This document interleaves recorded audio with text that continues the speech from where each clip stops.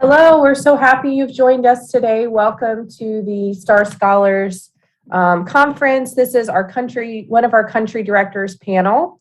Today we will be focusing on internationalization and international student support during COVID and in virtual spaces, with a particular focus on India, Spain, and Japan. So we welcome you today wherever you are in the world. We are very happy to be joined by a few of our esteemed country directors. Well, first, let me introduce myself. My name is Dr. Natalie Cruz. I am the Director for Cross-Border Initiatives at STAR. So I have the great honor of working with our country directors and supporting them through the fantastic initiatives that they do. And so today, how the panel is going to work is we will have each of our presenters share about some research that they're doing and some work they've done.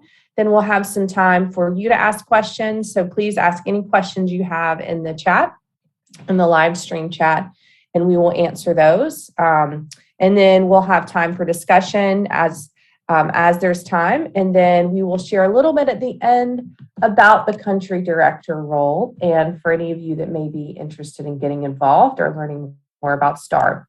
So today we have three esteemed panelists. We have Dr. Yuriko Sato. She is the country director for Japan. She is an associate professor at Tokyo Institute of Technology, and her presentation will focus on a framework to see the transformation of international education and experiences of international students in the US and Japan during the pandemic. And our second presenter will be Dr. Elena de Prado Creo. She is the country director for Spain, and she is an associate professor in English for specific purposes at the University of Vigo, and she will be discussing international students in virtual spaces, Erasmus, and mobility. And our final presenter today will be Dr. Mashmi Mukherjee. She's the outgoing STAR country director in India. We will have a new country director in January, but she's the incoming vice president of research and partner development for STAR. So you've probably seen her face and seen her around here. She's been very involved in the conference planning. She's an associate professor and deputy director of the International Institute for Higher Education Research and Capacity Building. She's also the executive director of the Center for Comparative and Global Education at OPJGU Global University, and she'll be discussing the pandemic and Tibetan students. So with that, I am going to turn it back over to Dr. Sato for her presentation, and thank you so much for joining us here today.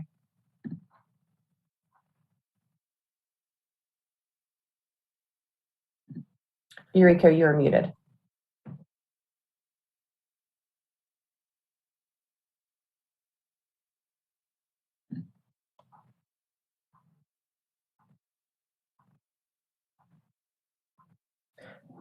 Yuriko, you are still muted.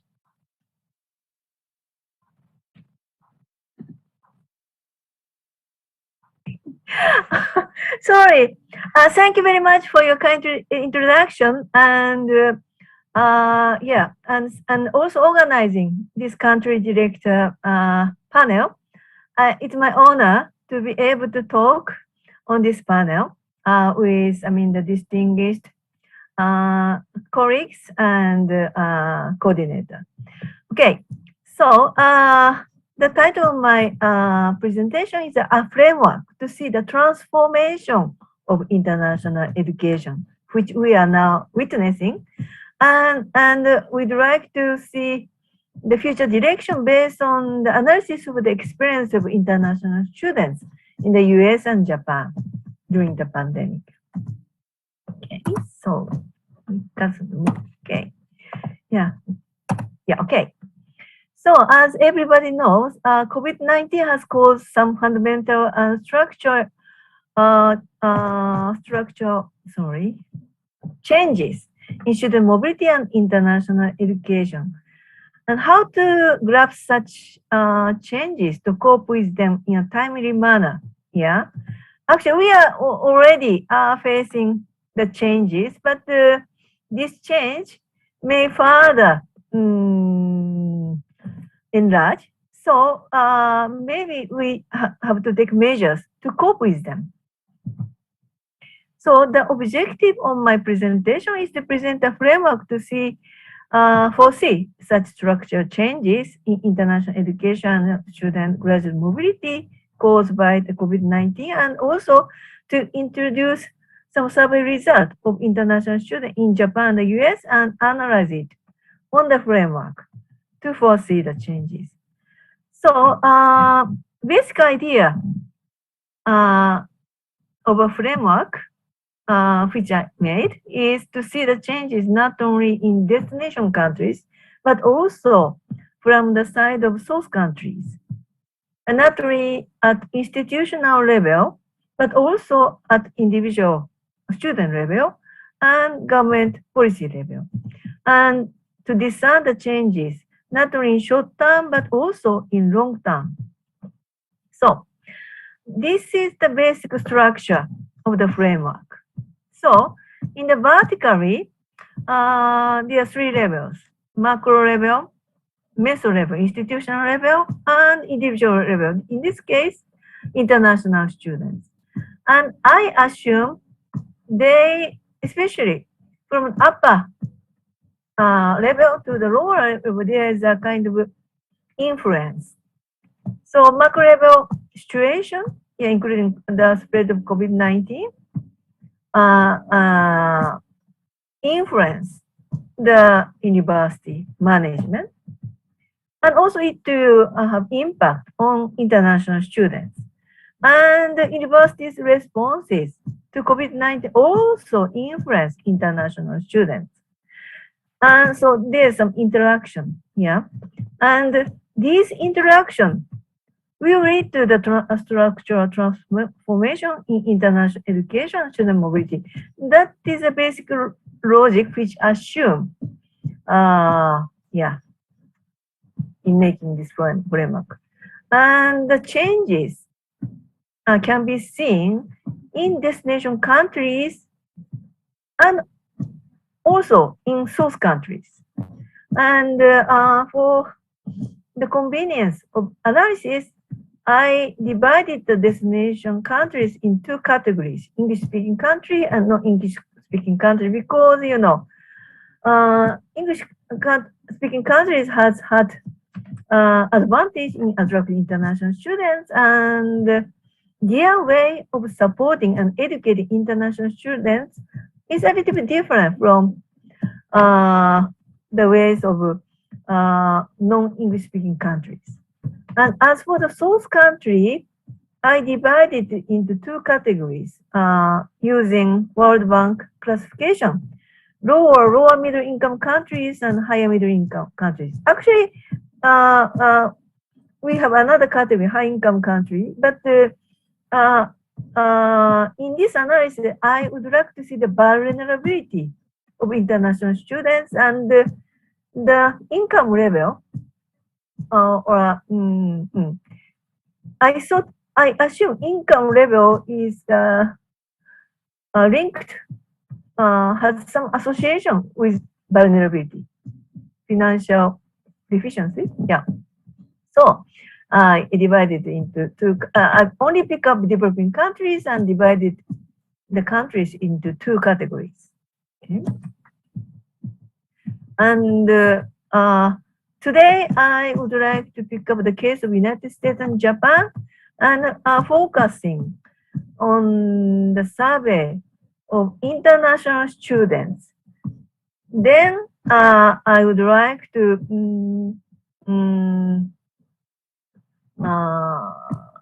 guess what kind of impact they had from meso level or macro level.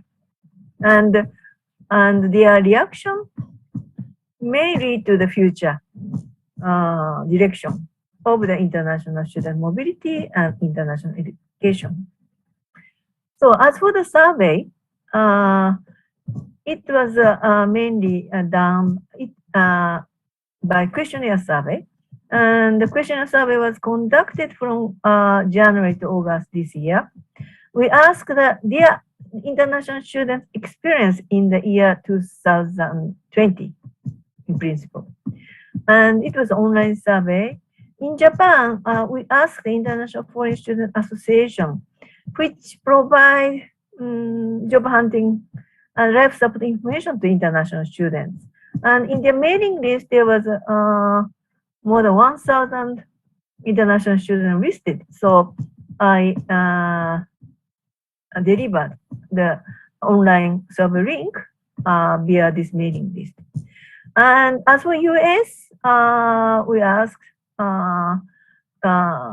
Dr. Krishna Vista, and I also utilized Chinese student network, yeah, which resulted in a little bit higher response ratio from Chinese students in the United States.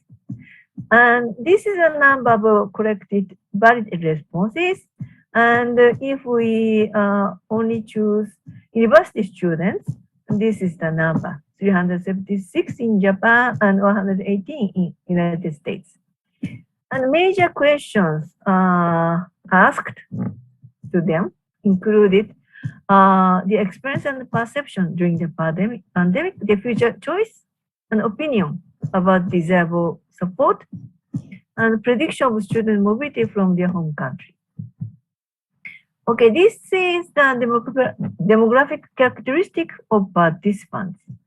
So if we compare Japan and the United States, female response rate is a little bit higher in the United States, and the master student response rate is higher in Japan. It is a kind of selection, sampling bias, yeah, because, yeah, I guess. And as for the major, it's okay, but as for their home countries, in United States, the Chinese student response rate is higher, yeah. Because, as I said, we utilize the Chinese student network. And if we pick up those from developing countries and divide by the income level, this is, yes, result. Yeah. So upper middle income countries include China, Indonesia, Malaysia, and Thailand. And yeah, other countries is lower middle income countries. Okay, so let me show you the result of the analysis of this questionnaire responses. So first question is experience of international students during the pandemic. So in this question, we asked the applicability of the statement from Likert scale from 1 to 5. Yes. And as for the question, I could obtain necessary information related to COVID-19. United States is higher and with significant difference. And the second is I felt loneliness or depression during the pandemic. Yeah, there is no significant difference between the students in the two countries. Yeah, but yeah, it is higher than 3. So it means some students were feeling loneliness or depression during the pandemic. The third is I face prejudice or discrimination as an international student. And to this question, United States is significantly higher compared to the perception of students in Japan. Okay, and the fourth, I experienced financial difficulty. Japan is significantly higher than their peers in the United States. I was confused by the change of visa policy. To this question, international student US has a significantly higher percentage. I mean, yes, figure. Yeah, I mean, yeah, mean figure. Yeah. The next is most serious problems they experienced during the pandemic. Actually, it was open-ended questions, and I and the research assistant categorized these answers. Yeah, and it is divided in all questions, all respondents, and those from lower middle income countries answer upper, then the upper and middle, upper middle income country student answer. And as for Japan, for those from low or lower middle income countries, financial difficulty is the most frequently listed problem, followed by restriction move. And as for upper middle income country students, restriction on move has the highest frequency. Yeah. And as for United States, for those from low or lower middle income countries, financial difficulty and mental health is the listed as the most frequently answered item. And as for the students from upper middle income countries, impact on education and restriction move are the most frequently answered item. Okay. And let's see whom they consulted with during the pandemic. As for Japan, yes, both in Japan and United States, friends from the same country from the same country are the most frequently listed group which they went to consult with. And in the case of the United States, the percentage of those who consulted with academic supervisor or staff of university or counselor or doctor of the universities are higher. So it implies that, I mean, the United States, maybe the consultation system is more better established compared to Japan. Yeah, this is a kind of implication. And if you see this part, support organization in study destination, it's a kind of off-campus organization. So in the case of Japan, they rely to this kind of NPO more frequently. And if we see the bottom, second from the bottom, no one to consult with, this ratio is 7%, yeah, much higher than the percentage in the United States. Okay. Now let's see the result, future plan, before the pandemic and how it was affected. So in the case of Japan, their future plan, yeah, the highest ratio percentage is to find employment in study destination. And if we compare the students from lower middle income countries and those from upper middle income countries, the percentage is higher, seems to be higher in low or lower middle income countries. We can see the same tendency in United States. It's maybe because, in those countries, the students may not find good employment opportunity back in the home countries. So they hope to find employment in study destination country. But if we ask if their original plan was affected by COVID-19,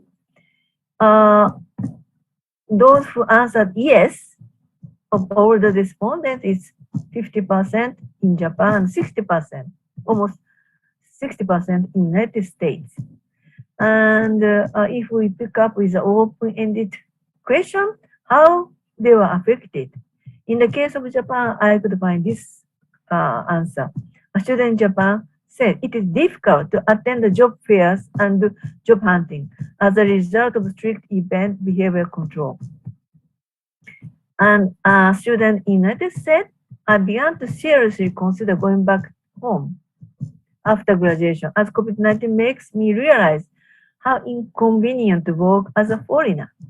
Yeah, maybe this student. Okay. So the last result is a prospective international student number from their home country to the current study destination. For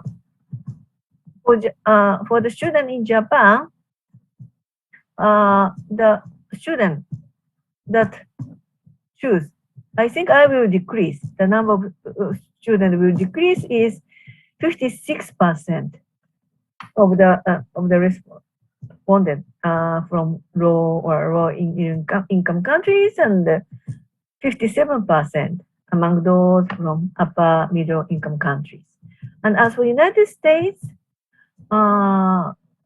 yes, the ratio, is 55% in this category and 63% in upper middle income category. So let's pick up some typical reason for choosing this answer.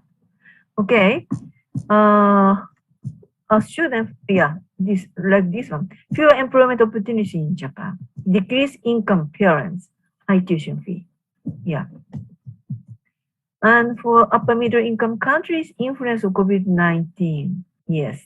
But infection control in Japan, difficulty to get visa, opposition of parents, mutant virus. So this is, the next generation student will not come to Japan. This is the reason. As for United States, pandemic has changed the way of living and learning. More students can still study remotely than before. And as for those from upper middle income country, insufficient measures to prevent infection and deterioration of diplomatic relations with China. As you may remember, in this category, the majority are Chinese students. But there are some other opinions, like US still outperforms other countries in higher education. Okay, so let me state some implication from this result. So lower evaluation in information acquisition in Japan implies higher language barrier for international students, especially those in English taught degree programs. Actually, Japanese government has promoted, and the Japanese university increased the English taught degree program. So the English degree programs are provided in 17% of all universities at graduate level.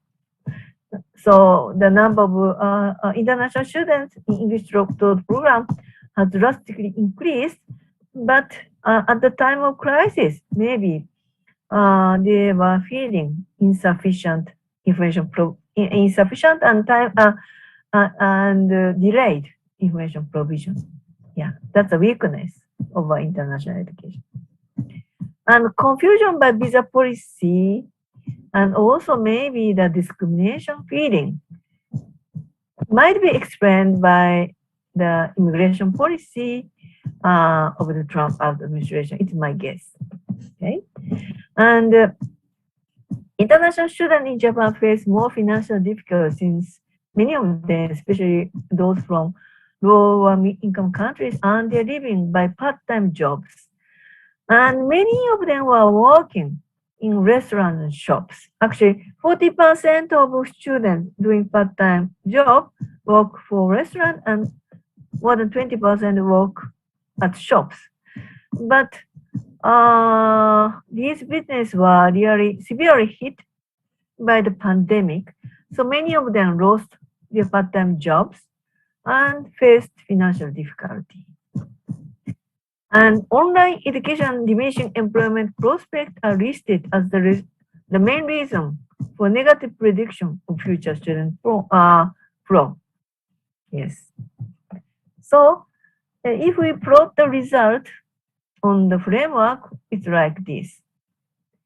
So in United States, the diplomatic tension with China and strict immigration policy led to the confusion by visa policy. Yeah. And some said they feel difficult to work as foreigner. Yeah. And yes. Okay. And some say maybe it's better and the future student flow will decline because they can get information they can get education online, not paying high tuition fees. And as for Japan, yes, oh, sorry, I skipped. Increase of employment, yeah. Let the students think it is very difficult to find a job. And many of them feeling less information. So it will be because of the insufficient support and information provision to those who don't understand Japanese.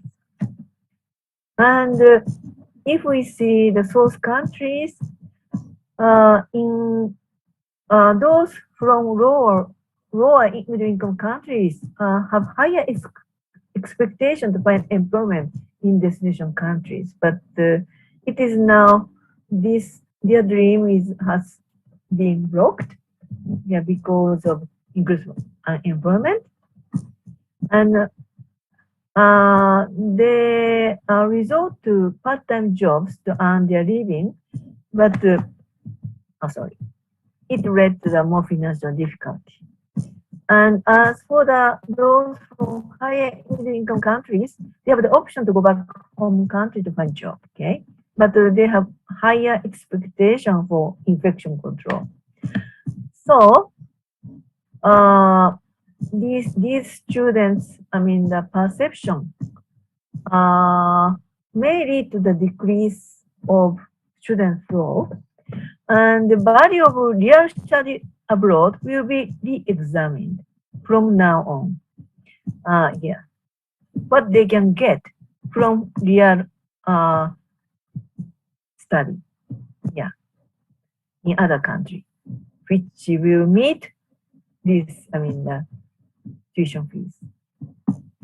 So employment prospect and employability may become more important in student choice of real study abroad because, the employment, if you don't cross border,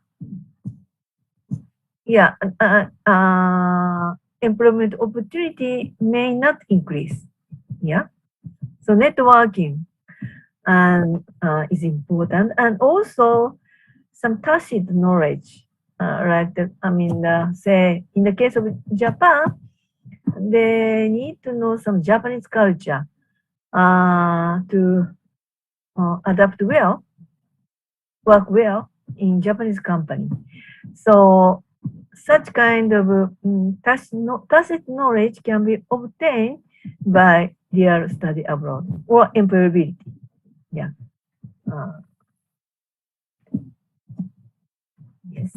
So this is my very rough analysis. And and I really would like to know the case of other countries, either as a destination country or as a source country. And my question is, how are the situation of international students in your country during the pandemic?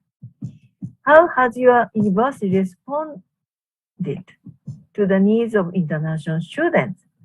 How does the policy affect or support international students in your country? And how will the international education change in your country? So I really would like to ask this question to today's participants. Thank you for your kind attention. Do you have any questions? Thank you so much, Dr. Sato. Really, really fascinating presentation and statistics and very needed work. And I love the you compare the differences between two countries as well to really show some differences there. So what we will do now is we're going to move into Dr. DePrada's presentation, but I have posted in our live stream for anyone to ask questions, and we will take them at the end. Another one of our country directors, Dr. Adeyemo from South Africa, is here. So he has posed a question for you that we'll get to after our presentations. So thank you so much, Rico, for your very good presentation, and turn it over to Elena.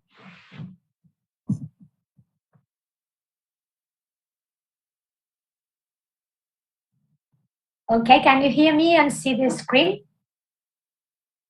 Yes, yes. Okay, fantastic. Thank you very much. Okay, so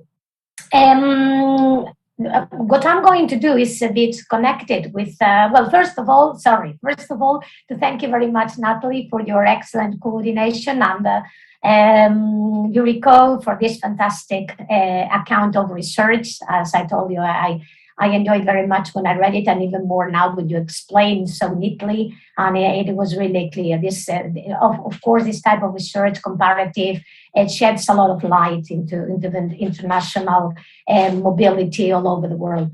So once we know about the situation in this part of the world, I would like to explain a bit what happens in the European context, specifically in the case of Spain. But the case of Spain cannot be understood if we don't have into account the Erasmus Plus mobility program, because it's a program. I don't know if you are familiar with it. For Europeans, Erasmus Plus is something very, very familiar. All university students are aware of it. Some of them already plan when they start at the university which countries they want to visit, in which academic year they want to travel. And as I will explain to you, it's a program that is open and accessible for everybody. So it conditions, of course, a lot the type of mobility we are going to find in European countries, and especially in Spain. I explain you why. I'll move to the following. Okay, so the structure of of my talk today. First of all, I'm going to speak about the context of mobility, because, for example, Yuriko spoke about the type of degree-seeking mobility, a type of mobility which is probably the most common in the world. Lots of students move to obtain a degree from different, more prestigious university in general. But as we are going to see, and in Europe, for example, the type of mobility that is more common among students is a credit mobility. I will explain why, but we are going to be in a different context and understanding mobility in a different way. And then the second part of my speech after this contextualization is going to be concerned with internationalization and technology, how the pandemic transformed our view about mobility, all the elements that we have detected that should be improved thanks to virtual spaces and thanks to digitalization. So I'm going to start with the talking about the context. So as we all know, the international students all over the world are studying in different countries. It's a growing tendency, although considering what Dr. Sato just has explained to us, and considering the opinions of international students, maybe this tendency is going to be a bit different, because the pandemic has changed dramatically the perception of mobility, among other factors, because of the perspectives of getting a job in the destination country, and also thanks to the online technology, which we will see will allow to maybe to have blended technologies, blended methods. So maybe this growing tendency that all the researchers spoke in the previous years is not going to be so evident in the future. all the universities in general are worried about having international students on campus because it's a sign of quality, a sign of benefit, pluralism, cross-cultural learning, etc. So let's see if these benefits that can be obtained thanks to international mobility can be kept in the future, and let's see how the pandemic can deal with this. It's a challenge we have in front of us. As I mentioned before in the introduction, we have mainly two types of mobility. In one very basic distinction, there can be some overlap. For example, in European projects, there can be some overlap because we have a special agreement, so students can get a degree mobility if we do part of their credits in each of the countries. But generally speaking, we have students moving all over the world for two main reasons. For degree purposes, they want to have a degree in a different university, or credit mobility, which is the one with the majority of students in Spain. In this case, we are talking about temporary mobility in the framework or different programs, mainly Erasmus Plus program, with different agreements signed between the universities involved. And this is the most common type of mobility in all over Europe, and especially in Spain. So this distinction, when we collect data to compare, as for example, Dr. Sato has just presented us, this distinction is very important to take it into account, because, for example, if now in the future, if in the near future, all the people present here could do a comparative research with the mobility in the respective countries, we should take into account that the main mobility in Europe is going to be different from what happens in other countries. And secondly, this can cause a distortion of data, because in some cases, researchers have pointed out that the numbers can be counted twice, because, for example, with the main organization asked about mobility students, for example, Spain or Italy or Germany could provide data of both together, and then they give Erasmus another collection of data, etc. So it's very important to get a criteria for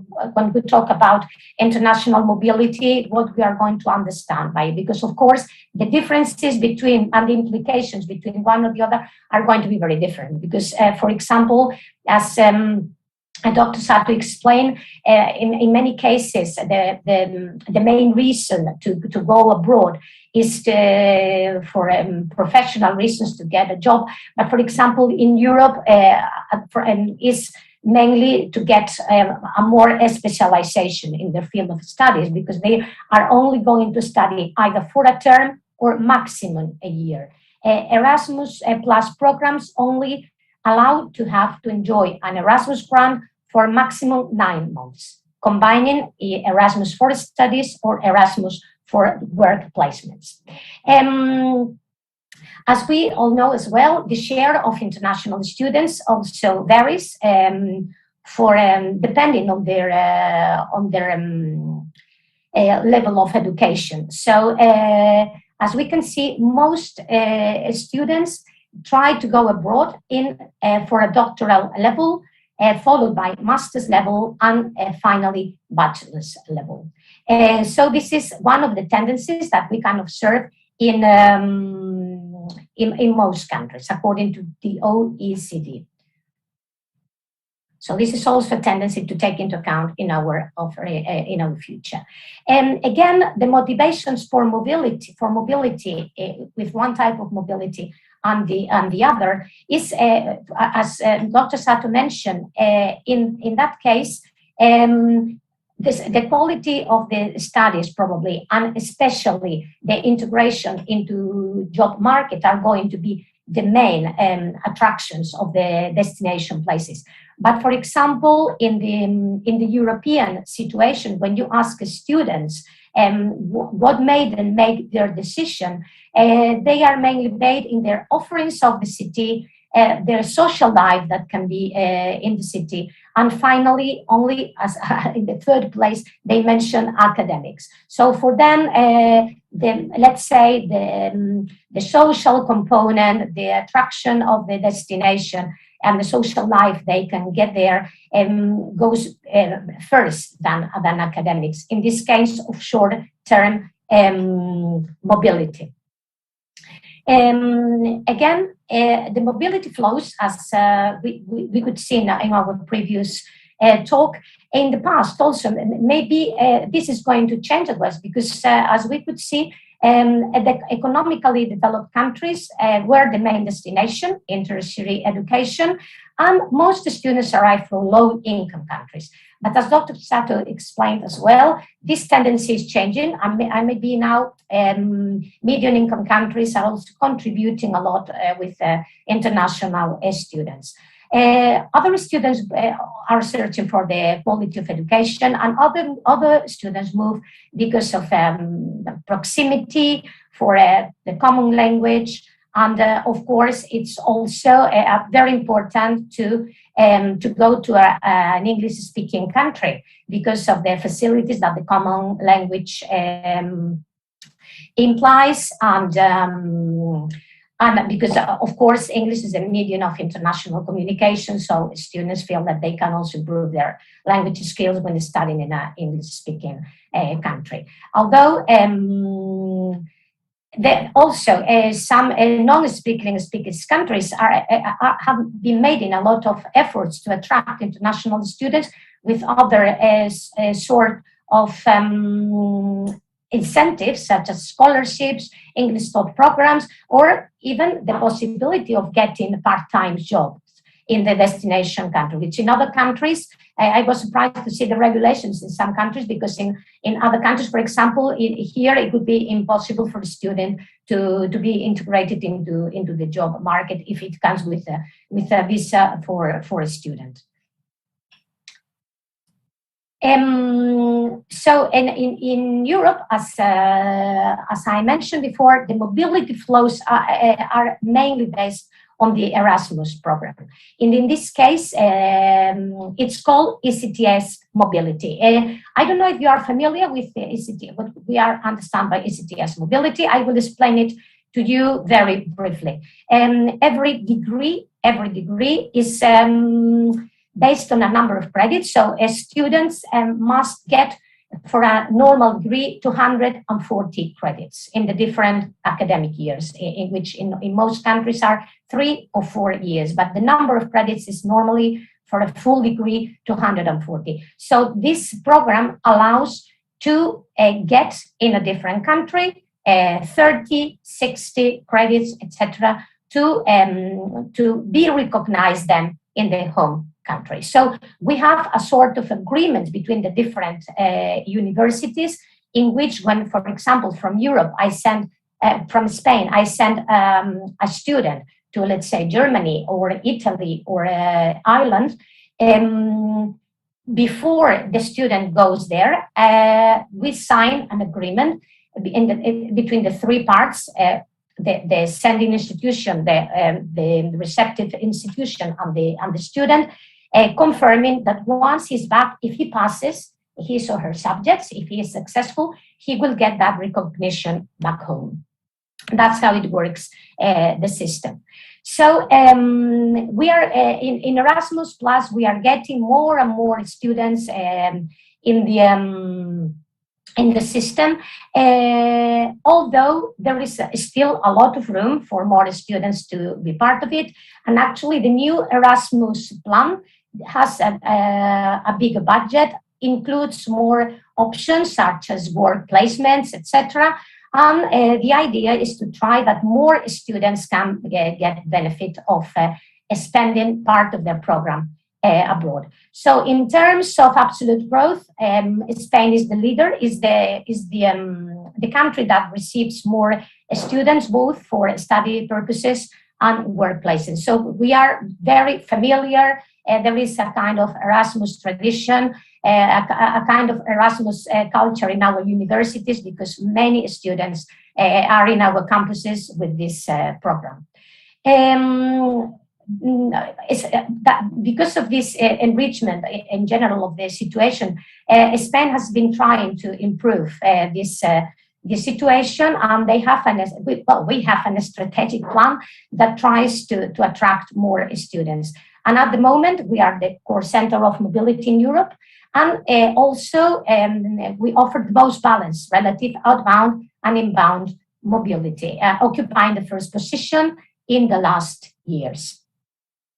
So here we can see the evolution from the year 2010 to the last data available.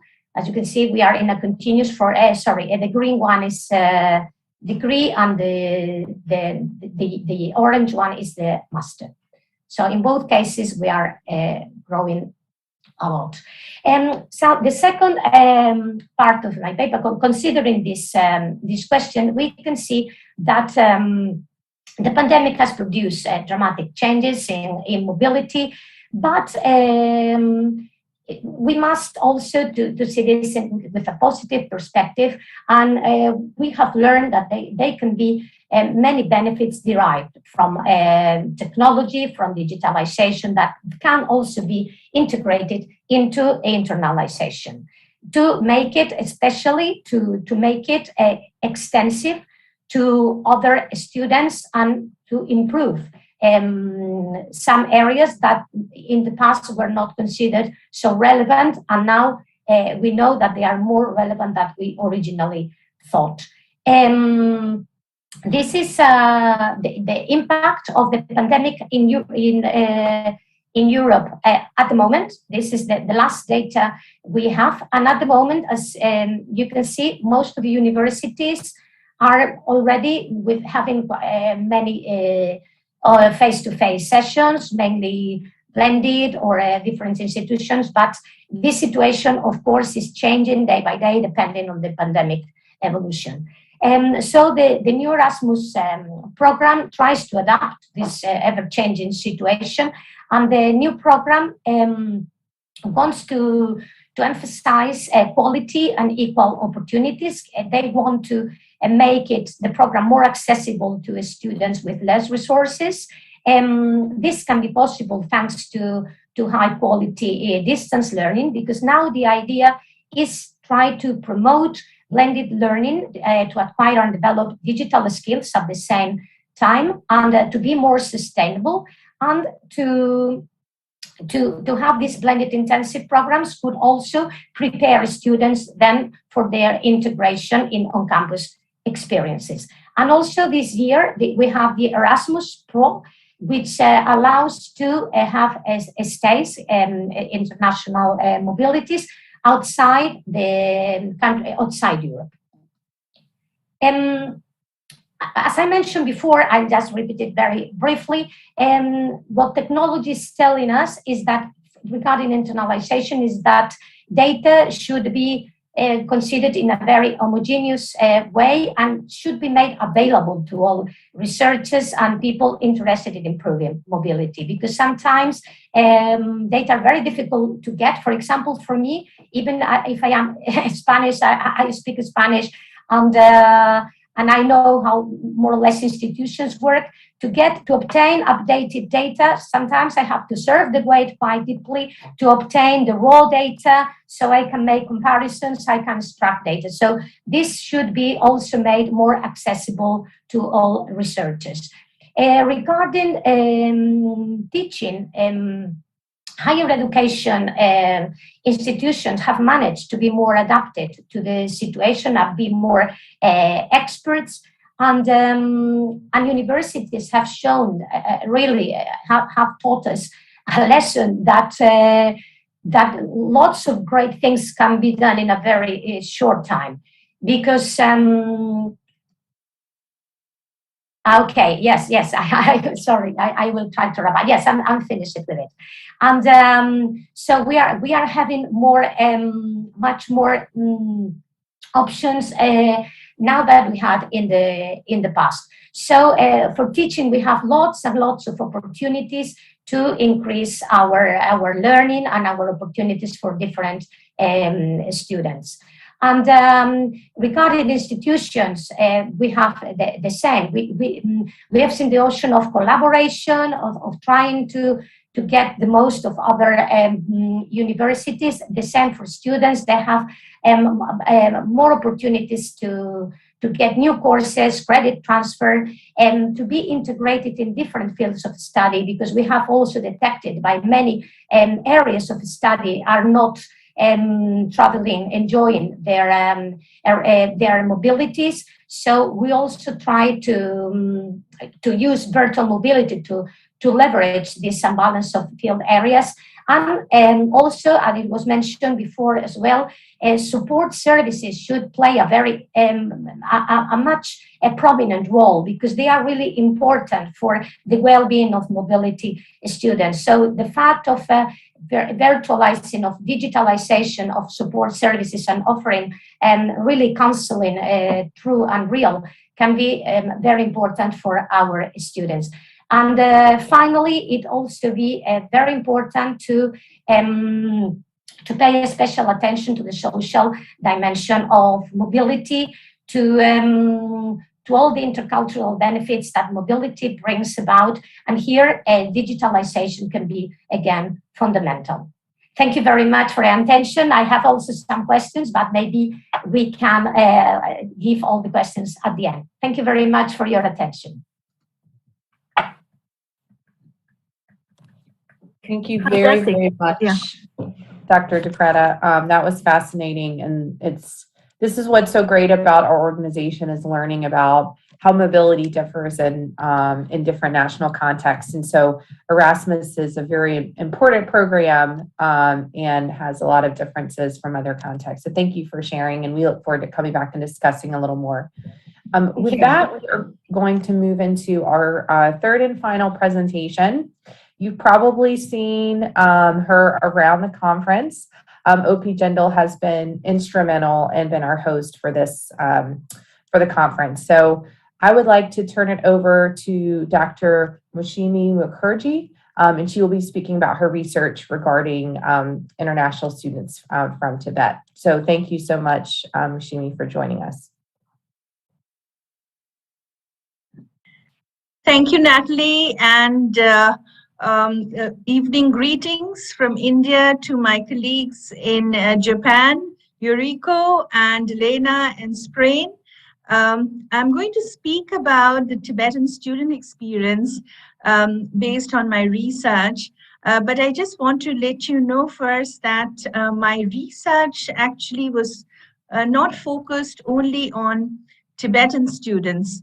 My research was really was a public policy response here within the larger Indian context, or to look at, in general, international student experience within the larger Indian context. Now, unlike a country like Spain or even Japan and even United States, there's no question about United States, because the United States, with regards to international students, is one of the largest hosts of international students. So there is no comparison. India, in comparison to all other countries, is a country which really hosts very few international students. Largest share of international students, of course, in India comes from our neighboring countries, and primarily from, can all of you see my screen here, the PowerPoint? Is it visible to you? Yes, yes, it is. Thank you. Okay, okay, great. So the majority of the students that we receive come from actually our neighboring country, Nepal, followed by other South Asian countries, and some students come from African countries and some from Asia Pacific countries. We do get a few students also from US, Europe, and like Russia. Places like that, but their numbers are very, very few. You can count on your, fingers. So, and the total number of students are very, very small compared to other countries. It's hovering around, say, 45,000 students across different institutions in India. But if you look at international education, higher education within the larger Indian context, international higher education, of course, has a long history within the larger Indian context.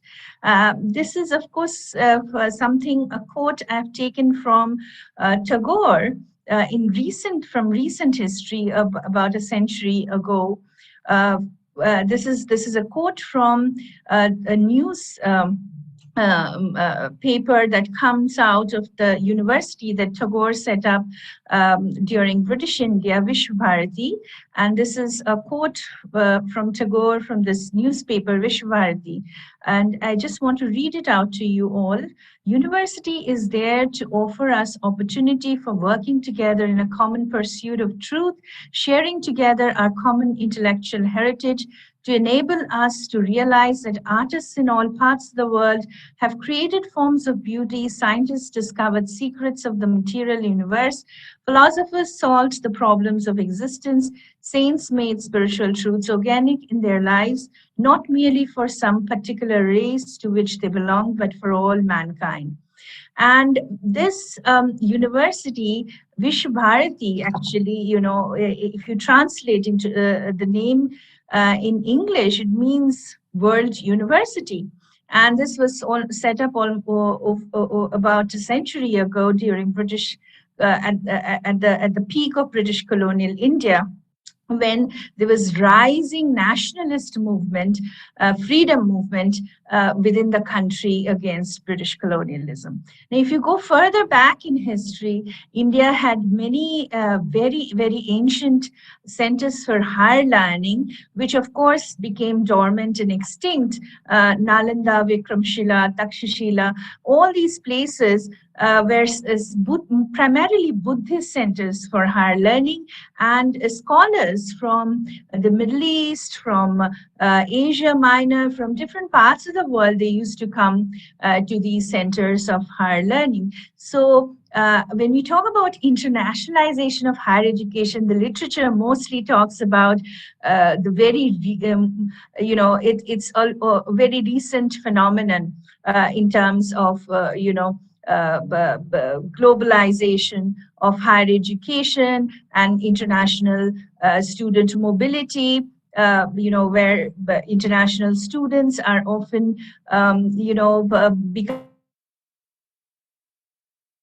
becoming big source of revenue for universities, and also within the marketization context of higher education.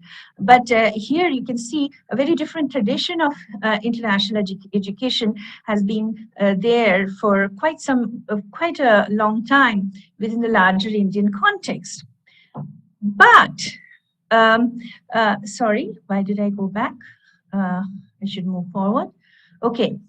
In recent years, of course, and this is once again led by the forces of globalization, like many other countries, there has been a national mission in recent years to expand internationalization of higher education by expanding the international student base. And this entire program, Study in India program, was launched a few years ago. And actually the plan was by 2020 to rise the number from hovering around 45,000 to around 2 lakhs international students in India, which is 200,000. But of course, the pandemic has halted that grand plan in a big way, frankly speaking, and the numbers hover around 45,000. And even those students, we don't exactly know what their experiences have been through the pandemic. Now, my study actually was began before the pandemic. As I said, my aim was to study international student experiences within a larger Indian context, and particularly as a response to the policy initiative study in India. Now, what is the actual experience of existing students in India who are already studying? It was very important to really examine that in order to inform public policy for international recruitment of international students in the future. Now, you see, this is a study that was, is a doctoral thesis from a Russian student who came to India on a fellowship from Indian Council for Cultural Relations. She's actually currently a faculty here at our university, OPJGU Global University. And this report came out in the University World News coming out of her research in one state of India, Kerala, where she was placed as a doctoral student. And as you can see, the findings are not very flattering with regards to international student experience. I just want to read out this section from this report, which was based on the doctoral thesis. These are some of the most common critical remarks voiced by international students during personal interviews. The issues that come up include time has no value in India, and delays take place at all levels of the bureaucratic structures. Curriculum content is imparted mainly through reading and writing notes. There are insufficient teaching staff. Exams and their results are delayed. The curriculum is relevant mainly only in an Indian context. Teachers are reluctant to give lectures in English, and insufficient effort is made to build bridges between local and foreign students. Now, of course, those of you who are international audience, for you should know this, that for your information, in post-colonial India, there has been a strong movement towards decolonizing education. And one of the main focus area was to promote indigenous Indian languages, which is also a big priority in the most recent National Education Policy 2020. Which really seeks to promote and India has, it's culturally, linguistically a very diverse country.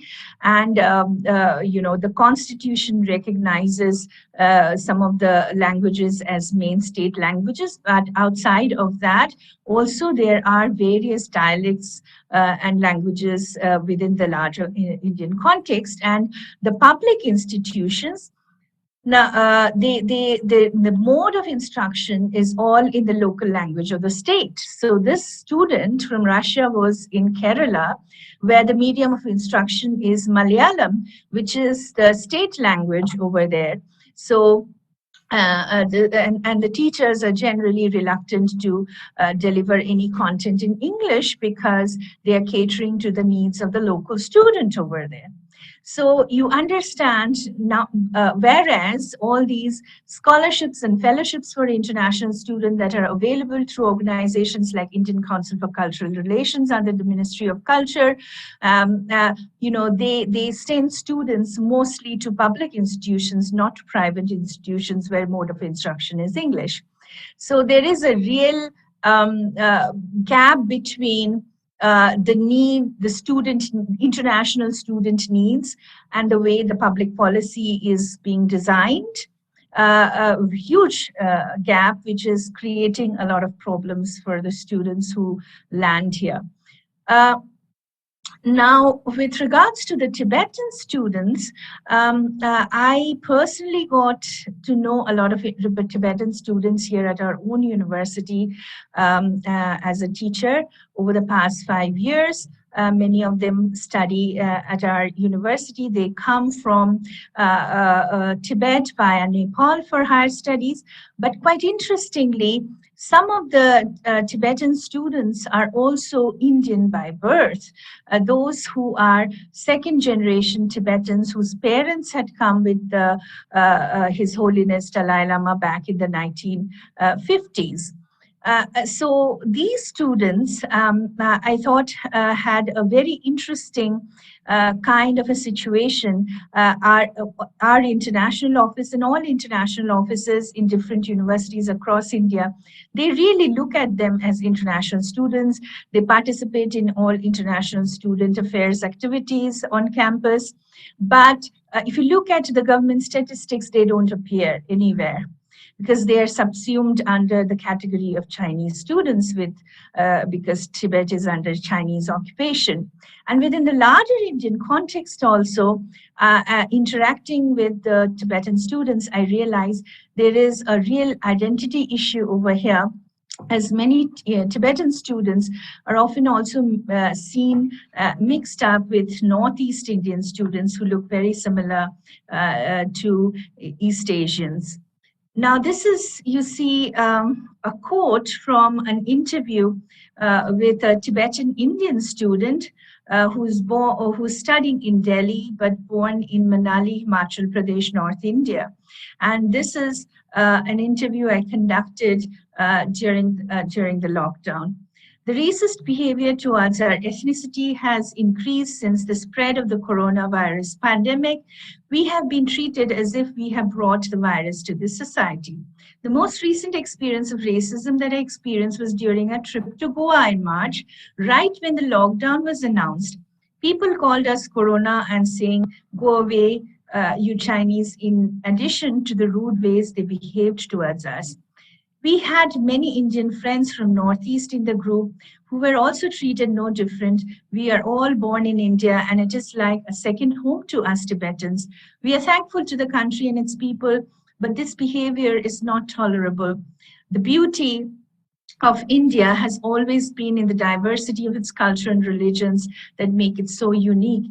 We are a part of it, and we want change in the unhealthy mindset of those who are treating us in racist manner. So this is, very unfortunate, of course. Now, why did I start interviewing Tibetan students? Initially, I thought I'll start my interview with Nepali students, but then I didn't want to exclude the Tibetan student experiences. So I began my interviews with the Tibetan students almost a semester before the pandemic and lockdown happened. So I had built already a relationship with these students. So I wanted to have some follow-up interviews with them to learn how their experience has been, is going during the lockdown. And this is what I found from them. Now, of course, there has been a lot of reports and research studies about discrimination against Northeast Indian students. They have historically faced racist profiling and discrimination within the larger mainstream Indian context, often treated badly, and in a way, some kind of racist slurs are used for their obvious East Asian features. Many incidents have been reported in the media and also research reports, research studies. In recent time, or even in the middle of the pandemic, there have been a number of media reports about spike of racism, not parallel to what was going on in the United States, also with regards to Northeast Indian students within the larger Indian context. Now, there is, of course, quite obviously a violation of cultural rights of the Tibetan students here.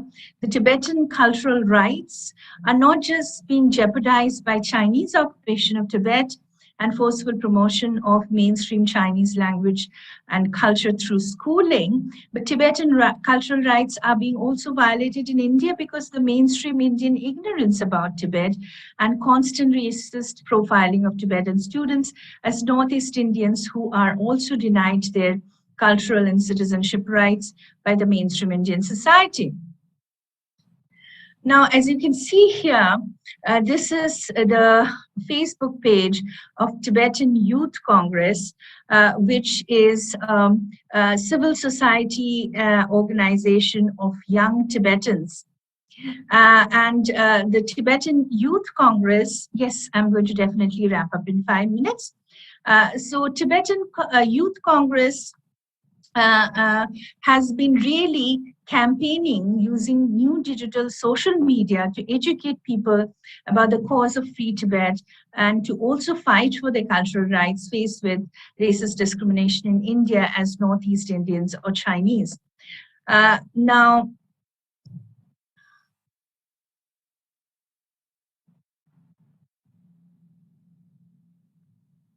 the screen is not moving for some reason. Okay, there it is. But you see, they are quite reasonable in their approach. This is a quote from the current leadership of the Tibetan Youth Congress.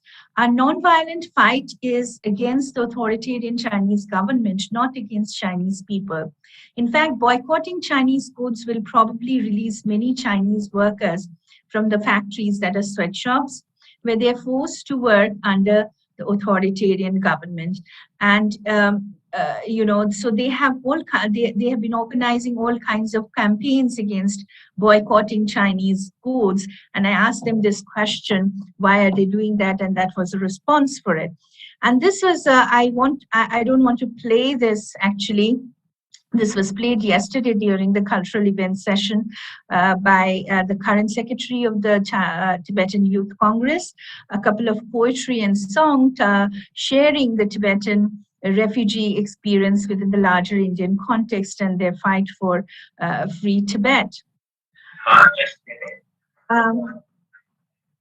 I don't think we have time for playing the entire video, so I'm just skipping. So here you can see some of the images. This is all coming from the website of Tibetan Youth Congress.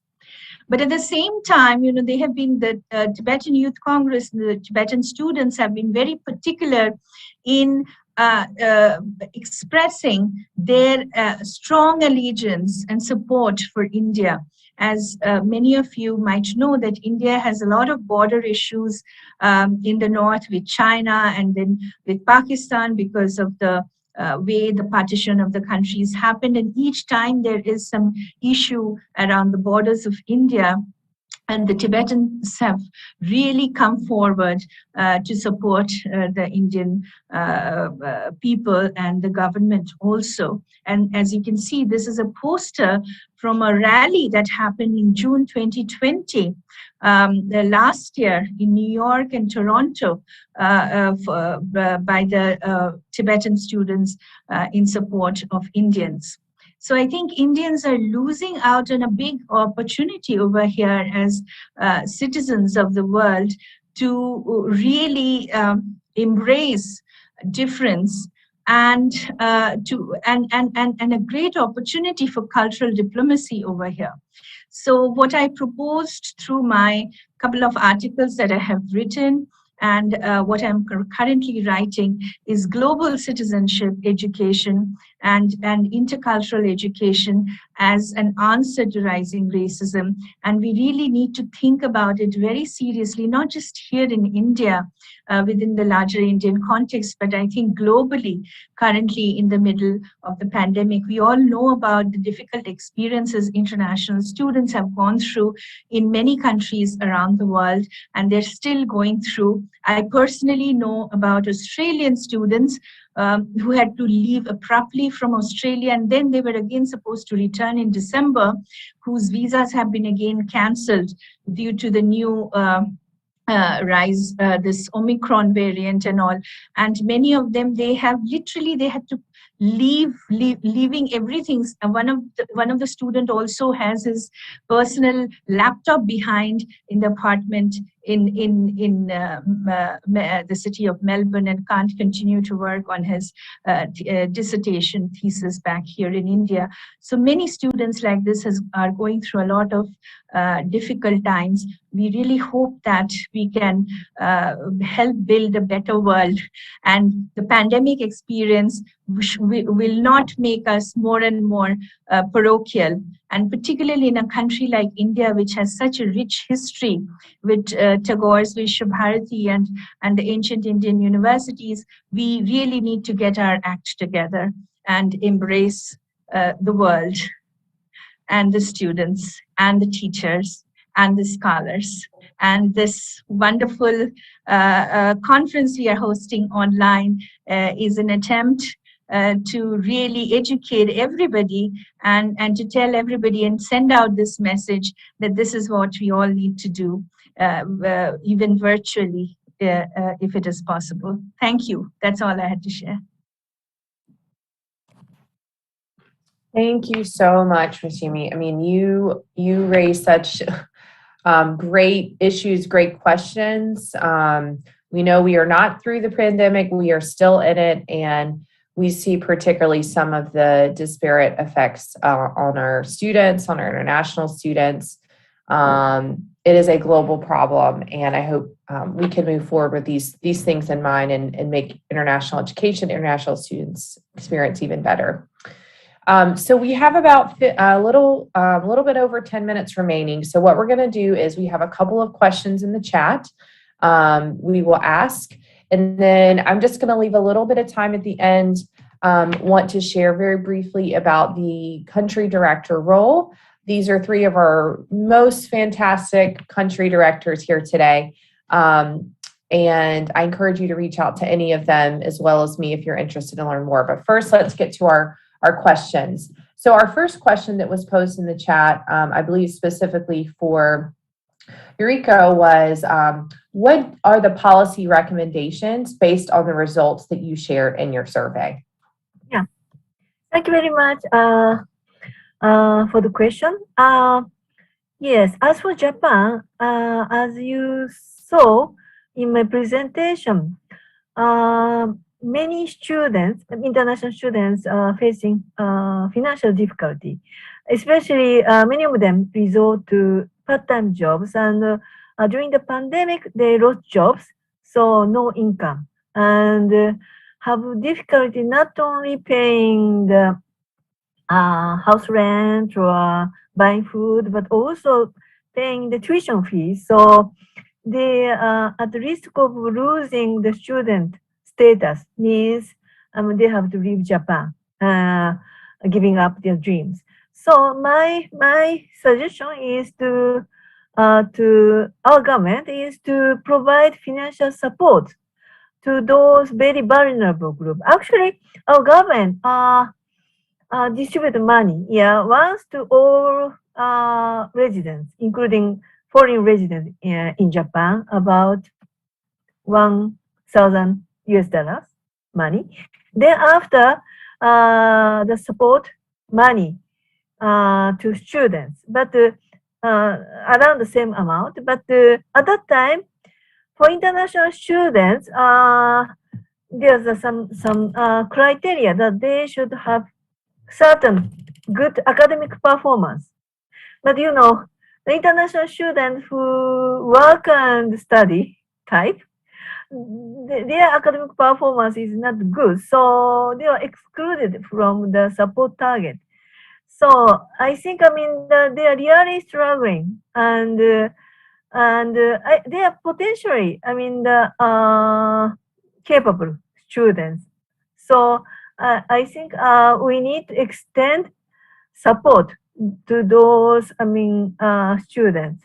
And if we support them in their difficulty, I'm sure they will appreciate the support, and may come to like Japan more. So this is the case of Japan, but there are other international students who are suffering in COVID-19. So I hope in other countries as well, the government should or university should extend support to those with vulnerability. That's my suggestion. Okay. Thank you. Thank you, Dr. Sato. Yeah, and I know so many of you are doing great work to connect your research to policy, right? So it doesn't just stay with you. So that work is so important. So thank you, Dr. Sato, for your answer, and thank you, Dr. Adeyemo, for your question. Another one of our wonderful country directors who's here in the chat with us today. Our next question comes from Dr. Chris Glass, and I'll start with Dr. DePrada with her answer for this. So how do you think that decision-making factors may be similar or different with new forms of virtual mobility in the context of Spain?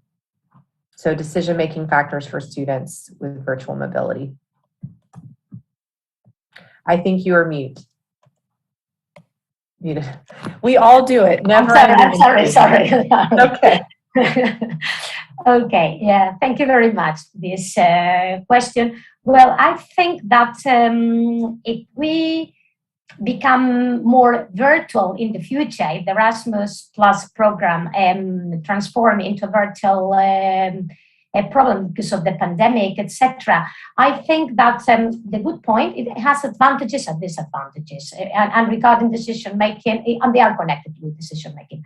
The advantages are that from an academic point of view, it could benefit many more students because all of those students that may face financial difficulties could be integrated into the virtual program because they wouldn't have to pay tuition fees because the Erasmus program, the tuition fees, as there is an agreement, they only pay the fees in their home university. So for them, going virtual would be to be just studying with a different education system, but no additional money or additional cost. They would have to be immersed in a different educational context. And this opportunity would be open to all students, even if they have family problems or any other type of limitations. So I think that from an academic point of view, it could be very beneficial because there would be more opportunities.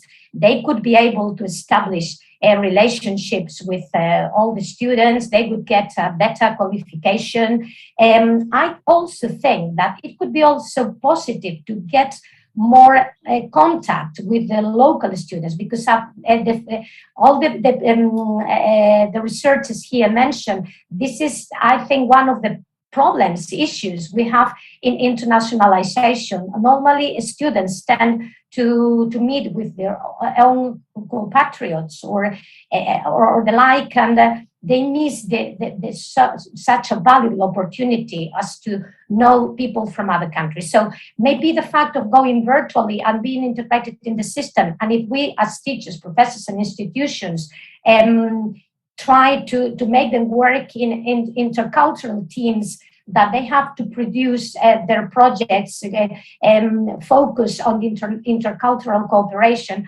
I think that many things could be improved thanks to virtual mobility.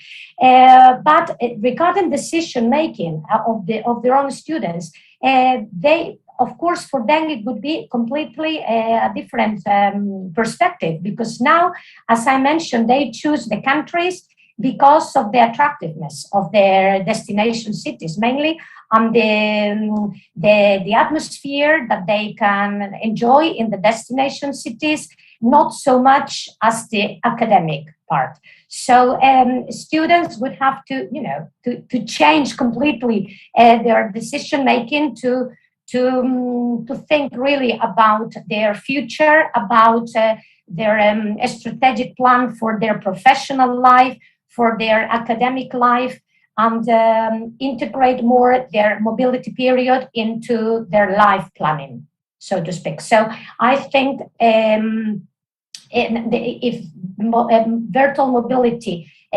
starts being the most habitual, most frequent type of mobility, many things would have good change in Europe, for sure. Thank you very much. I hope that I answered the question. You did. You gave us great information and much more too. Thank you so much. With our few minutes remaining, I just want to share, since this is our country director panel and you all have been here too, these are all of these scholars, academics are doing fantastic research, and we wanted to highlight the work that they're doing. And many of them has been presenting in other ways in the conference too. But I wanted to share very briefly about the country director role and encourage any of those out there that might be interested to apply as well. So our country directors, we have 11 currently. They lead chapters of the Star Scholars Network in their local context, and they work within their local context with the connections they have to create some different initiatives. So these are our current countries represented that you can see here. So we are always accepting applications for country directors. If you are really excited about the work that STAR is doing and you want to get involved, this is a great way to get involved. If you have ideas for initiatives, whether it's some sort of research collaboration or different events, we've had capacity building workshops for scholars. Many of our country directors have presented at each other's sessions. We've had collaborative papers that have come out of this. So there's no right or wrong answer. It's what you know is needed in your context, and that it intersects with your own expertise. So if you are located in one of our countries where we already have someone, I encourage you to reach out to them, because I know all of them are really interested to collaborate. Two people are more stronger than one, right? So you can join their team. Or if you don't see your country represented, you can certainly apply to be the country director. There is an application online. Really what you need to do is if you're interested in serving as an ambassador for STAR, right, in your context, and you have some sort of idea or initiative that aligns with the mission and vision, we encourage you to apply. You can submit an application through our website, and you can reach out to me. My email is listed there for more information. So we just have a couple minutes or a minute left. Dr. Moshmi, if you could just share maybe super briefly about your experience as a country director, and if you have any recommendations for folks that want to get involved. Well, my experience has been really enriching, and the privilege of hosting all of you as the country director of India, even though it's virtually. I can't tell you how happy I feel right now. I only wish we could have really hosted you in a beautiful campus green campus that you can see right behind me. So, but maybe some other day in the future, but through the network, the other colleagues that I have met here, Yuriko, Elena, Dr. Samuel, Dr. Chris Glass, Natalie, it has been a really enriching experience. And I would like to announce that I'm taking this experience further. I'm completing my term as the country director, I think in March next year, this coming new year. And we actually already have some applications in for the next country director for India, which is with Natalie. And I'm personally transitioning to a new position, leadership position with STAR, and will be very much further looking forward to work with all of you to promote transnational research collaboration, to really promote research partnerships amongst our existing members and the forthcoming new members who are going to join us. That's all I wanted to share with regards to my country director's experience and experience with the STAR Scholars Network in general. And if there is any question for me with regards to the research presentation before we run, I think we ran out of time already, Natalie. I don't think we can take any more questions.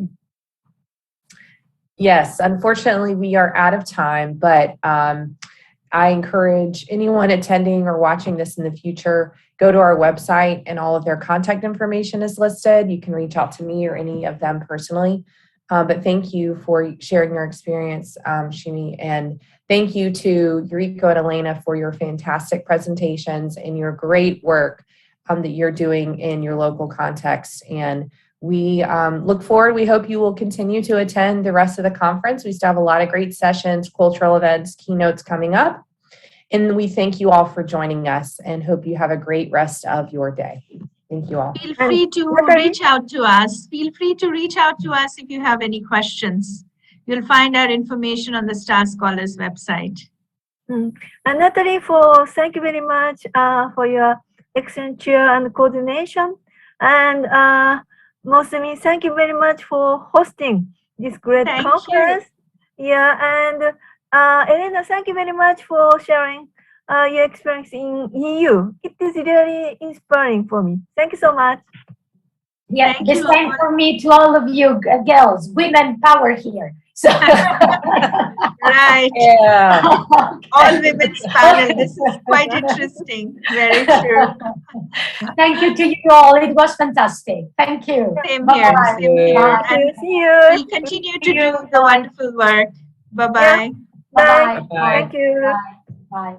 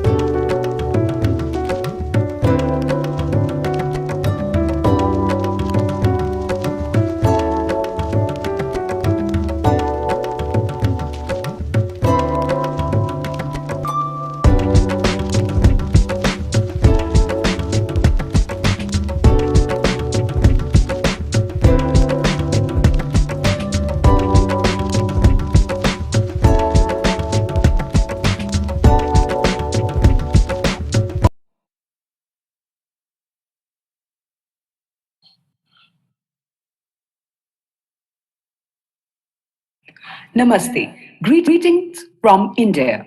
I, Nisha Nair, Assistant Professor and Assistant Dean, Jindal Global Law School, on behalf of the International Institute for Higher Education Research and Capacity Building, OP Jindal Global University, extend a warm welcome to all of you to the day 2 of the cultural events being organized as a part of the ongoing Society of Transnational Academic Researchers 2021 Global Conference on the theme of higher education for the greater good, leadership, and institutional resilience. In its commitment towards promoting art and artists in various forms, the STAR 2021 Global Conference is also holding an online visual art exhibition on the conference website. We encourage all of you to engage with and experience these sensory, visual, and spatial processes. Taking the overarching cultural theme of the program forward, Embrace India, where the East meets the West, Today, we will witness four riveting performances with individual and ensemble cast, beginning with a Bharatanatyam performance by Miss Sheen Bhan, a student at OP Jindal Global University. She would be performing Ganesh Stuti, a traditional invocation piece in Bharatanatyam, where the dancer seeks blessing of Lord Ganesha for removing obstacles and for success. This would be followed by Tilana, another classical Bharatanatyam dance performance that focuses on nrita or movement in dance, showcasing the dancer's mastery over complex patterns of intricate footwork and kinesthetics. The next performance is a true confluence of East and West. The Shakespearean Navarasa, a musical theatrical performance with an ensemble cast of faculty and student led by Professor Rashmi Raman from Jindal Global Law School, OP Jindal Global University. The Navarasas or nine rasas or emotions are derived from the Natya Shastra, a Sanskrit treatise on the performing arts.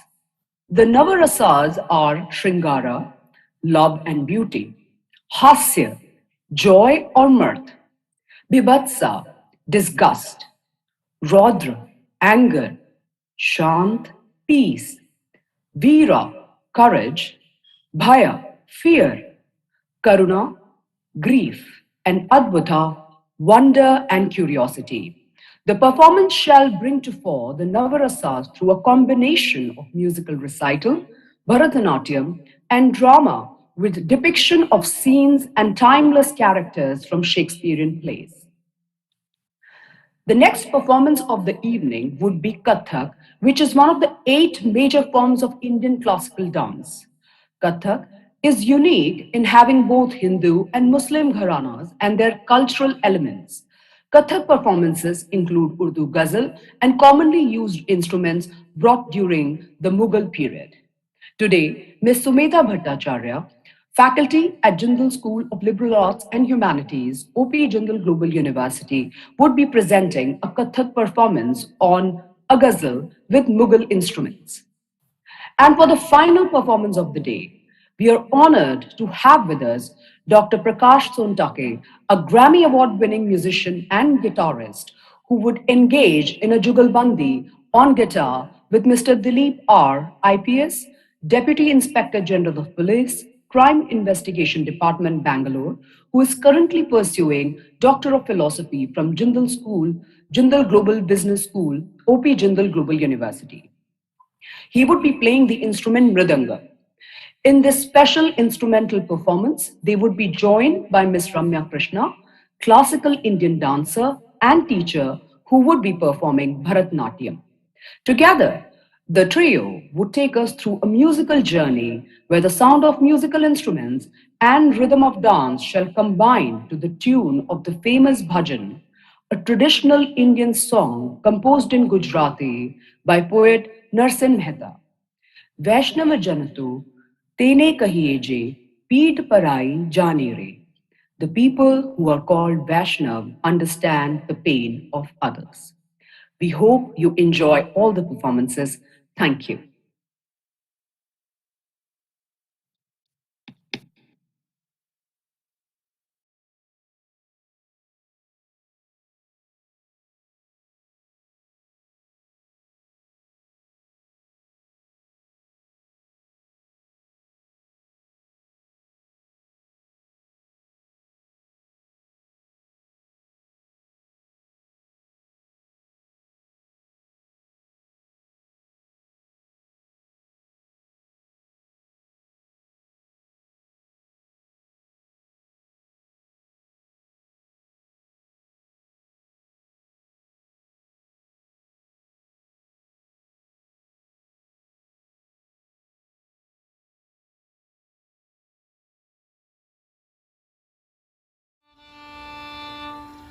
Tudaradim tadaradim tadaradaraderanare yare hare tudaradim tadaradim tadaradaraderanare yare hare tudaradim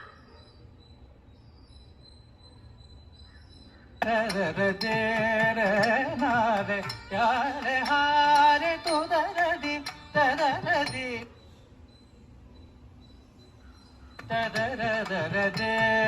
nare yare gare diradim dadaradim nare yare gare dije ghatajam dinadilnudajam dinu tatimi dimi tatagajam takida darigida divi darigida takadadi gida gida takadina daditalangu takadi gudalangu takadam budaradim tadaradim tadaradadere nare yare hare tudaradim tadaradim tadaradadere nare yare hare tudaradim tadaradim tadaradadere nare yare hare ఈ వసుదలో వరద శాస్త్రమును ప్రబల వరచుడగి కళాక్షేత్రమును ఈ వసుదలో వరద శాస్త్రమును ప్రబల వరచుడగి కళాక్షేత్రమును వేగమే పూర్ణితతో స్థాపించి పాలించు రుక్మిణీ దేవి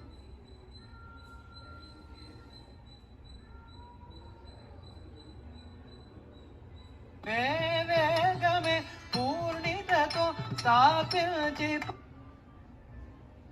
పాలించు రుక్మిణీ దేవి నీ వంటి కారుణ్యశీలుర ఎవరు లేరను చుమ్మదిలో నదలచియే వగలలైన నా వ్యధ తీర్చి మానము కాపాడుతువని వచితి సాస నిదద నిదద పప గమ పాప పద నిద గమ పద ని సా నిద పమ గమ దాప మగరి సని స నిగరి మగరి సరి గమ పమ ప పగరి గమ పద మగమ పద ని పద ని దని స నిద పద ని స దని ద గరి గమ గరి స గరి స సాని గరి స నిద సాని ద పమ గమ పద ని జే అతచం దిన ధినదచం దీను తత్తి విధిమి తాతకచం తాకిడ తరికిడ దిమి తరికిడ తక తదిమి తకిడ తక తక దిన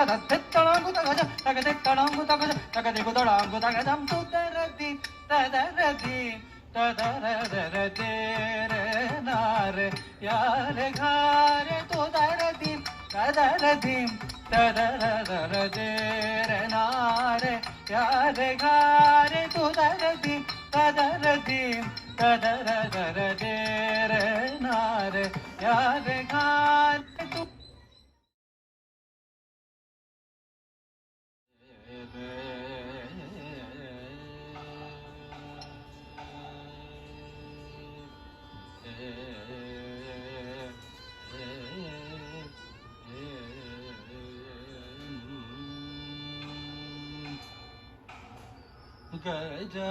गजाननयुतं गणेश्वरं गजाननयुतं गणेश्वरं गजाननयुतं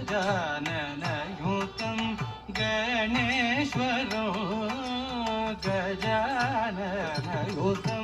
गणेश्वरं गजाननयुतं गणेश्वरं गजाननयुतं गणेश्वरं गजाननयुतं गणेश्वरं जामि सततं सुरेश्वरो गजाननयुतं गणेश्वरं भजामि सततं सुरेश्वरो गजाननयुतं गणेश्वरो भजामि सततं सुरेश्वरो गजाननयुतं भजामि सततं गजाननयुतं गणेश्वरं भजामि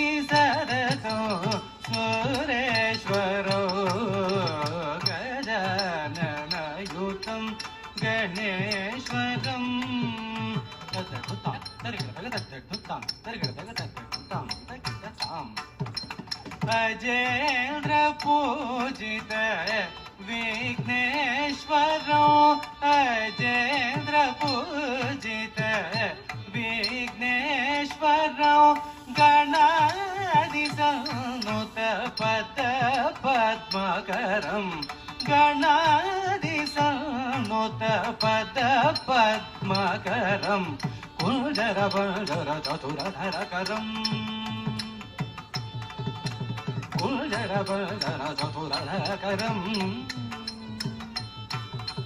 कुञ्जरवञ्जर चतुरधरकरम् कुञ्जरवञ्जर चतुरधरकरम् अग्रजं प्रणवाकारं गजाननयुतं भजामि सततम् कुञ्जरवञ्जर चतुरधरकरं गुरुगुहाग्रजं प्रणवाकारं गजाननयुतं गणेश्वरो भजामि सततं सुरेश्वरो गजाननयुतं गणेश्वरं गजाननयुतं गणेश्वरो गजाननयुतं गणेश्वरो गणेश्वरो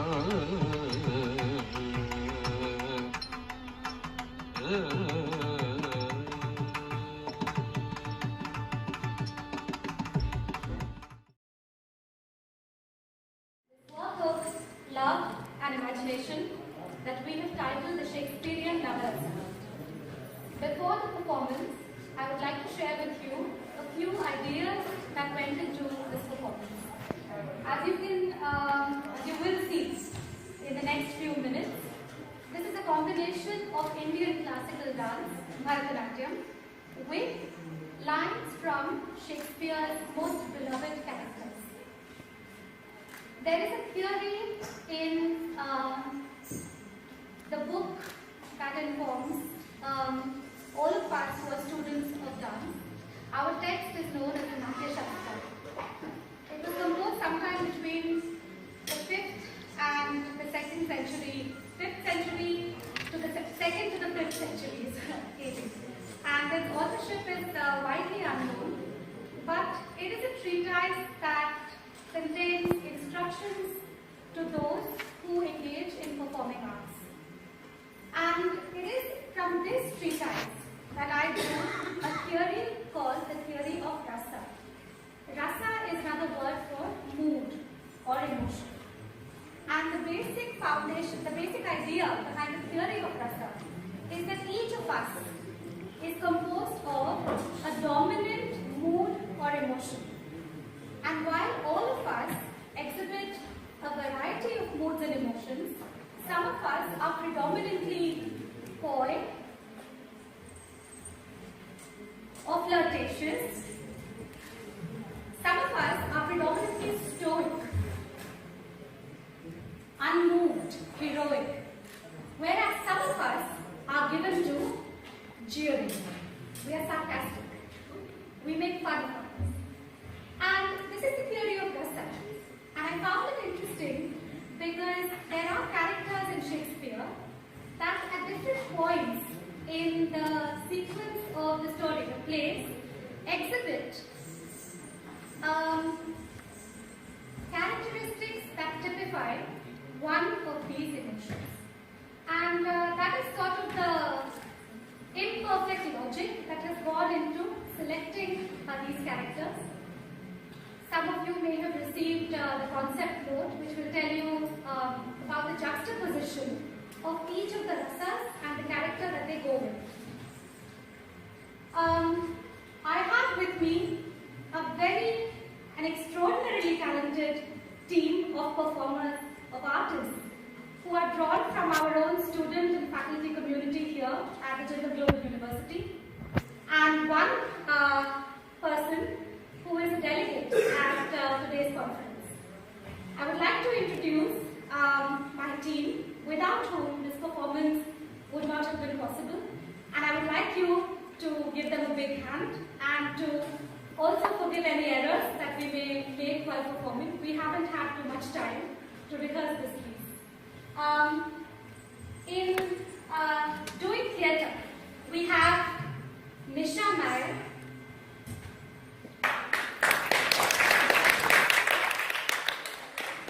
Nisha is a colleague at the law school where she teaches English. She's also a talented thespian and mother of 2 wonderful children. We have Sean Bala. Sean is no stranger to theatre.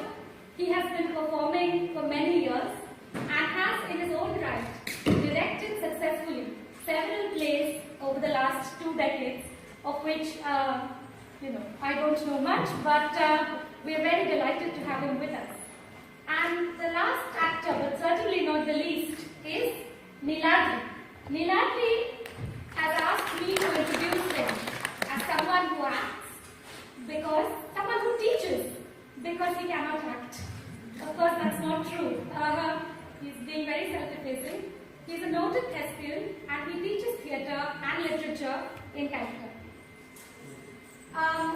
Performing with me today are 3 young dancers, all of whom are my students, not my students, but students of the Jindal Global Law School.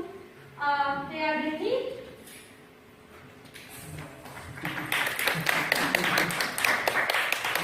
Savani,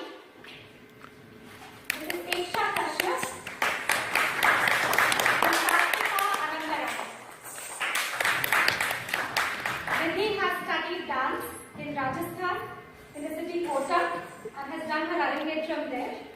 We have Eksha Kashyap, who is a disciple of Padma Shri Gurus Raja and Radha Reddy, and is an exceptionally talented dancer.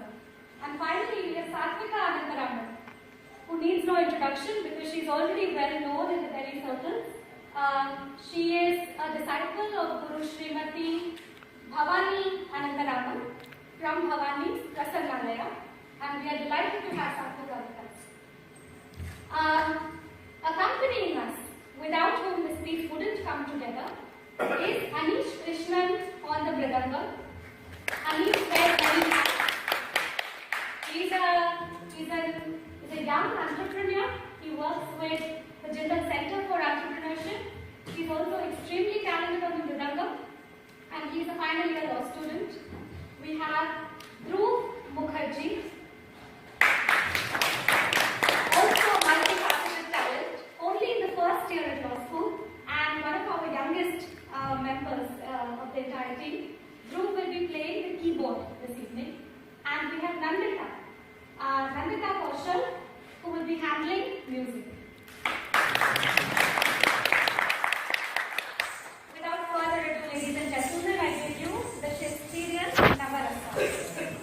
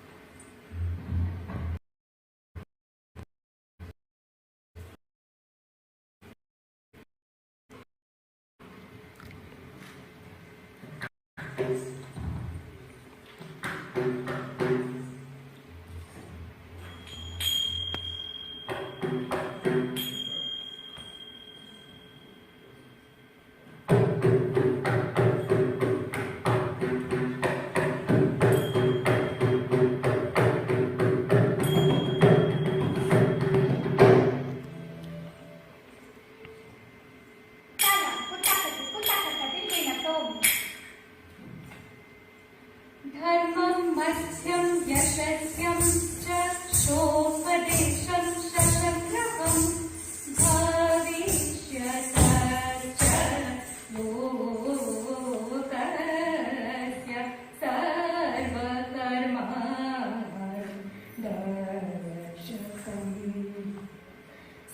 सर्वशास्त्रार्थसम्पन्नं सर्वशिल्पप्रवर्तकं नाट्याख्यं पञ्चमवेदं सेतिहासकरोम्यहम् एवं संकल्प्य भगवान् नाट्यवेदामनुस्मरन् नाट्यवेदं ततश्चक्रे चतुर्वेदार्थसम्पन्नम् चक्रेह पठ्य ऋग्वेदा सामभ्यो गीतमेव च यजुर्वेदान्तविनया रसधर्वणाथपि वेदोपवेदि सम्पत्तो नाट्य एवं भगवतः सृष्ट ब्रह्मणः सर्ववेदिनां ब्रह्मणः सर्ववेदिनां ब्रह्मणः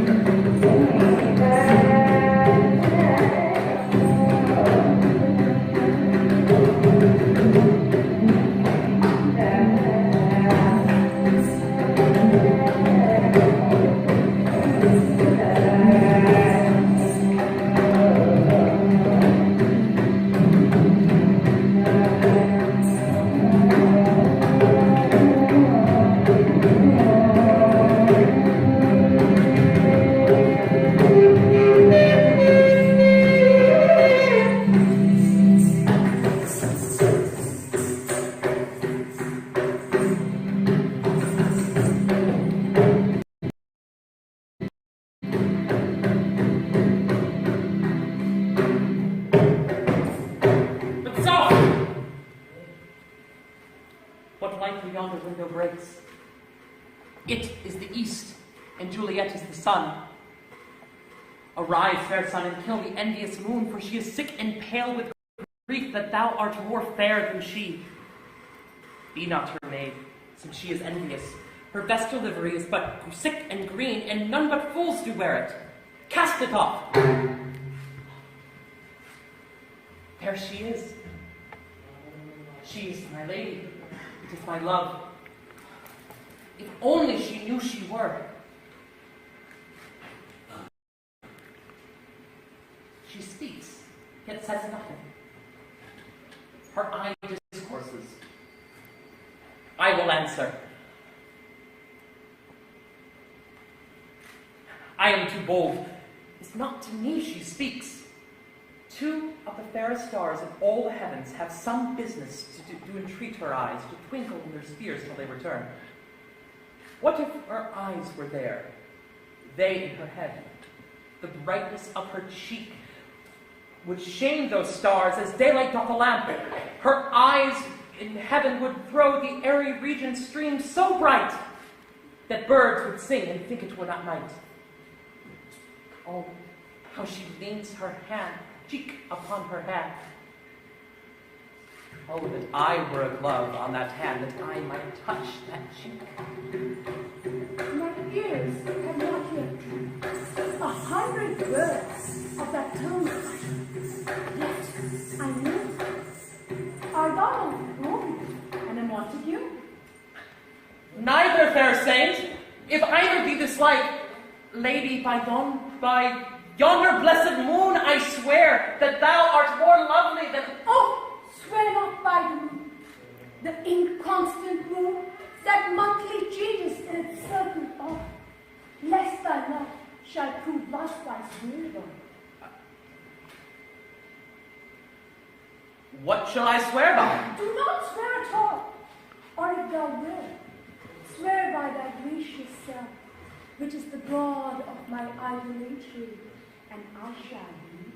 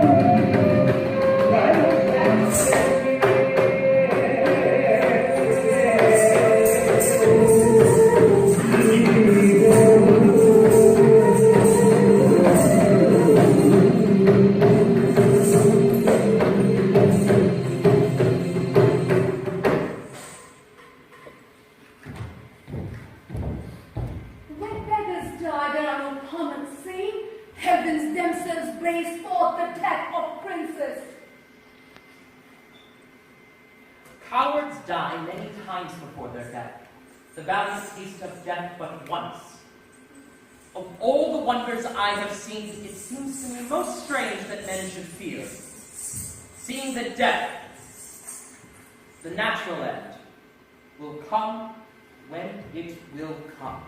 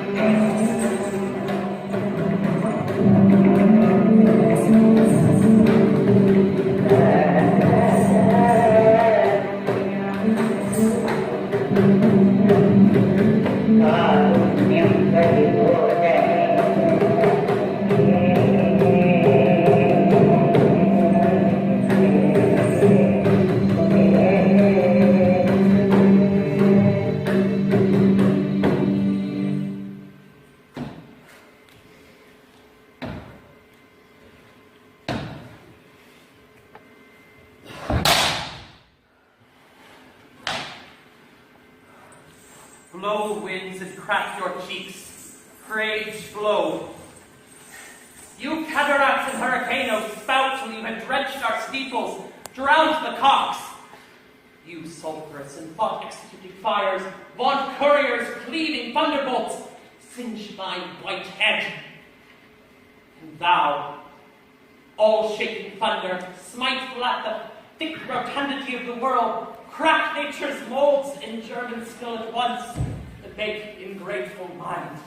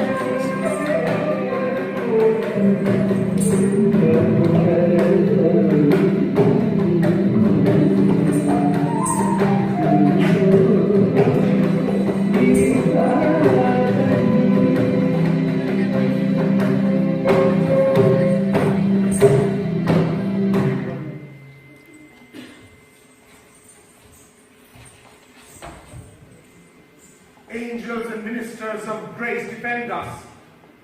Be thou a spirit of health, or goblin damned.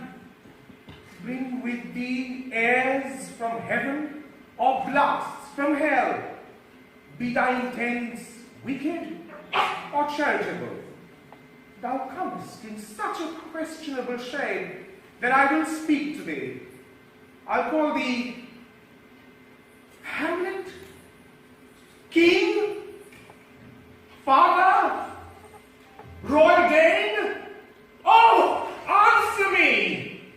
Let me not burst in ignorance, but tell why thy canonized bones, hearsed in death, have burst their cerements, why the sepulchre wherein we saw thee quietly inurned hath oped his ponderous and marble jaws, that thou, dead corse, again, in complete steel revisitest, thus the glimpses of the moon, making the night hideous, and we, fools of nature, so horribly to shape our disposition with thoughts beyond the reaches of our souls. Say, why is this? Wherefore? What should we do?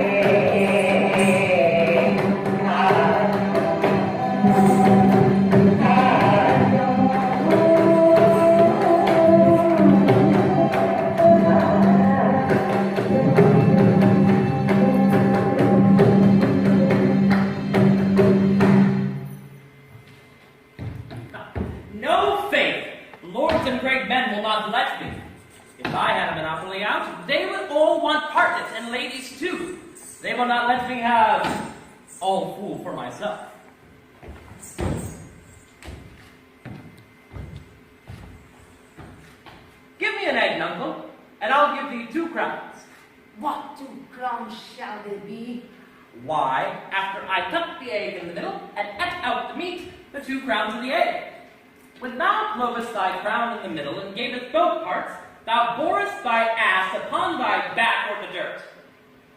Thou hast little wit in thy bald crown, when thou gavest the golden one away. If I speak like myself in this, let him be wit that first finds it so. Ah! Fool had ne'er less wit in a year, for wives that have grown foppish, they know not how their wits to wear, their manners are so foppish.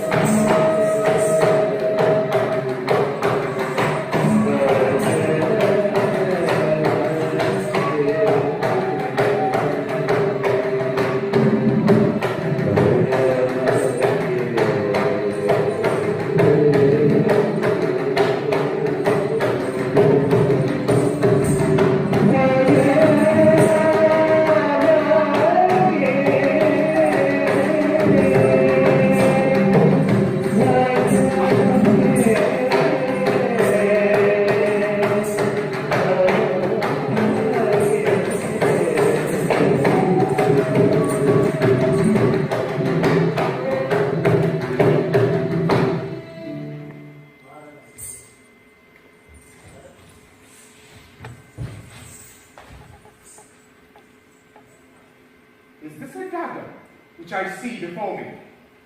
The handle toward my hand. Come, let me touch thee. I have thee not. And yet I see thee still. Art thou not, fatal vision, sensible to feeling as to sight? Or art thou but a dagger of the mind, a false creation, proceeding from the heat-oppressed brain? I see thee yet, in form as palpable as this which I now draw. Thou marshalest me the way that I was going, and such an instrument I was to use. Mine eyes are made the fools of the other senses, or else worth all the rest. I see thee still, and on thy blade and dudgeon gouts of blood, which was not so before. There is no such thing. It is the bloody business which informs thus to mine eyes. Now o'er the one-half world, nature seems dead, and wicked dreams abuse the curtained sleep. Witchcraft celebrates pale Hecate's offerings, and withered murder alarmed by his sentinel, the wolf, whose howls his watch.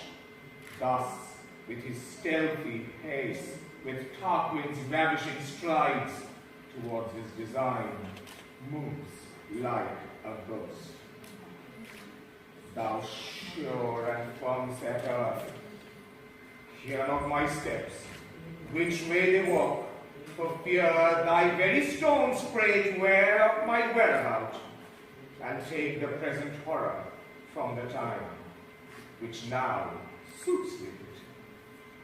Whilst I tread, he lives, words to the heat of deeds, too cold breath gives.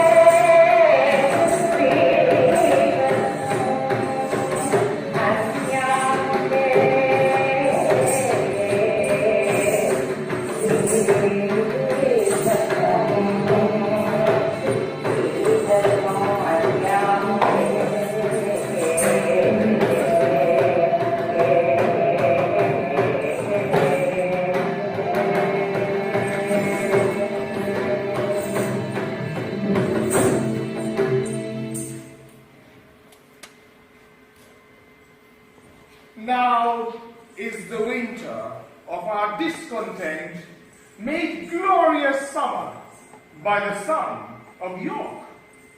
and all the clouds that lowered upon our house in the deep bosom of the ocean buried. Now are our brows bound with victorious wreaths, our bruised arms hung up for monuments, our stern alarms changed to merry meetings, our dreadful marches to delightful measures. Grim-visaged war has smoothed his wrinkled front, and now, instead of mounting barded steeds to fright the souls of fearful adversaries, he capers nimbly in a lady's chamber to the lascivious pleasing of a lute. But I, that am not shaped for sportive tricks, nor made to court an amorous looking-glass, I, that am rudely stamped and want love's majesty to strut before a wanton ambling nymph, I, that am curtailed of this fair proportion, cheated by feature and dissembling nature, deformed, unfinished, sent before time into this breathing world, scarce half made, and that so lonely and unfashionable that dogs bark at me as I hold by them. Why I, in this weak, piping time of peace, have no delight to pass away the time, unless to spy my shadow in the sun and to scat on my own deformity.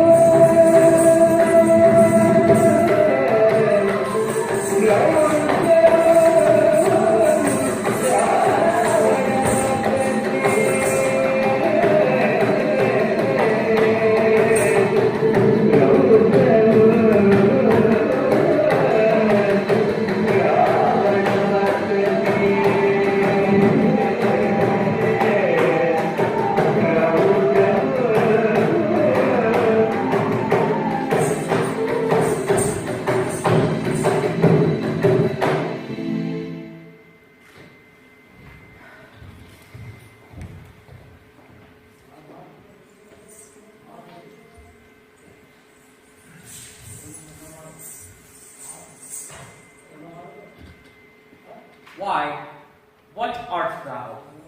Your wife, my lord. Your true and loyal wife. Come, swear it. Damn thyself. That's being like one in heaven, the devils themselves should fear to seize thee. Therefore be double damned. Swear thou art honest. Heavens do truly know. Heaven truly knows that thou art false as hell. To whom, my lord? How am I Desdemona, false? away, away! Alas, what ignorant sin have I committed? Was this fair paper, this most goodly book, made to write whore upon? What committed? Thou art public commoner. I should make very forges of my cheeks that would burn to cinders of modesty, that would speak thy deeds. What committed? Heaven stops the nose and the moon winks, and the bawdy wind that kisses all it meets is hushed within the hollow minds of earth, and I will not hear it. What committed? Impudent strumpet!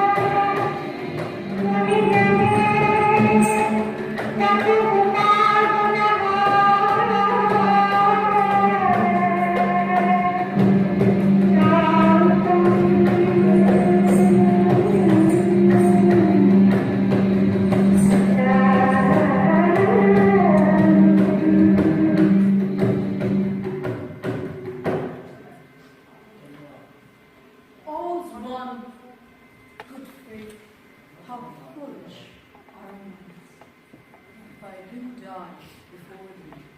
Prithee, shroud me in one of those same sheets.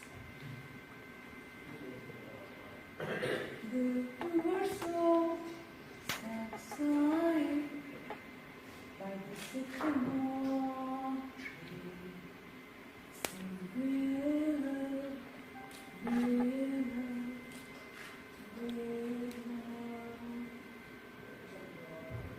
Her hand on her bosom and her head on her pillow. Willow, willow,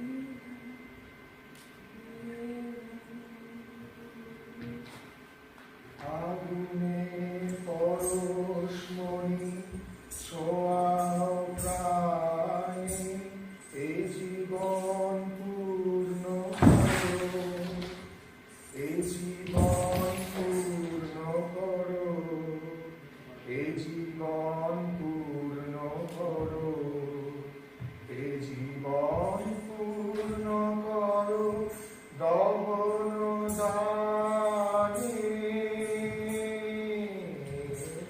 আগুনে পরশমণি ছোঁয়াও প্রাণে।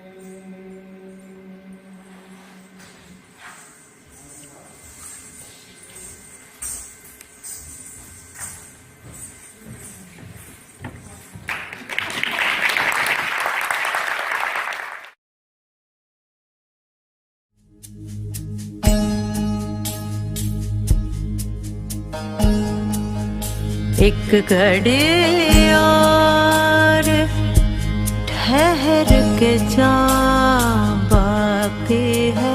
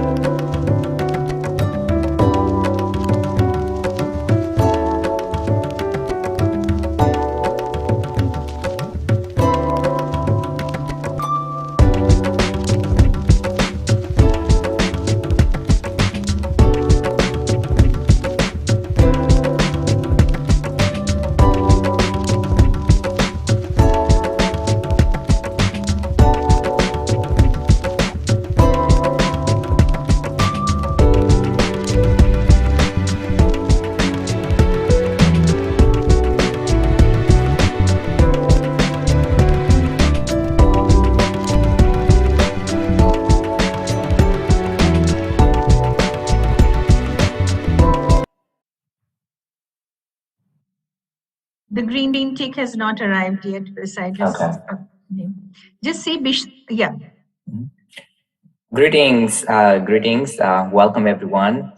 Welcome to all colleagues who are joining us around the globe. Welcome to the second day of STAR Global Conference. My name is Krishna Bista, Executive Vice President of STAR Scholars and a Professor of Higher Education at Morgan State University in Maryland, United States. For this particular sessions, I have a special guest tonight. I know she was at Indira Gandhi International Airport with the 2 pieces of luggage and with the one big dream, like yours and mine, when she left home. She did not know how to drive a car. She did not know how to cook Indian foods when she came to the United States. She has promised not to make Patel Motel jokes again. Everyone in the village asked her if she was married on her first visit to India. She brought gifts to all folks, including some, free t-shirts.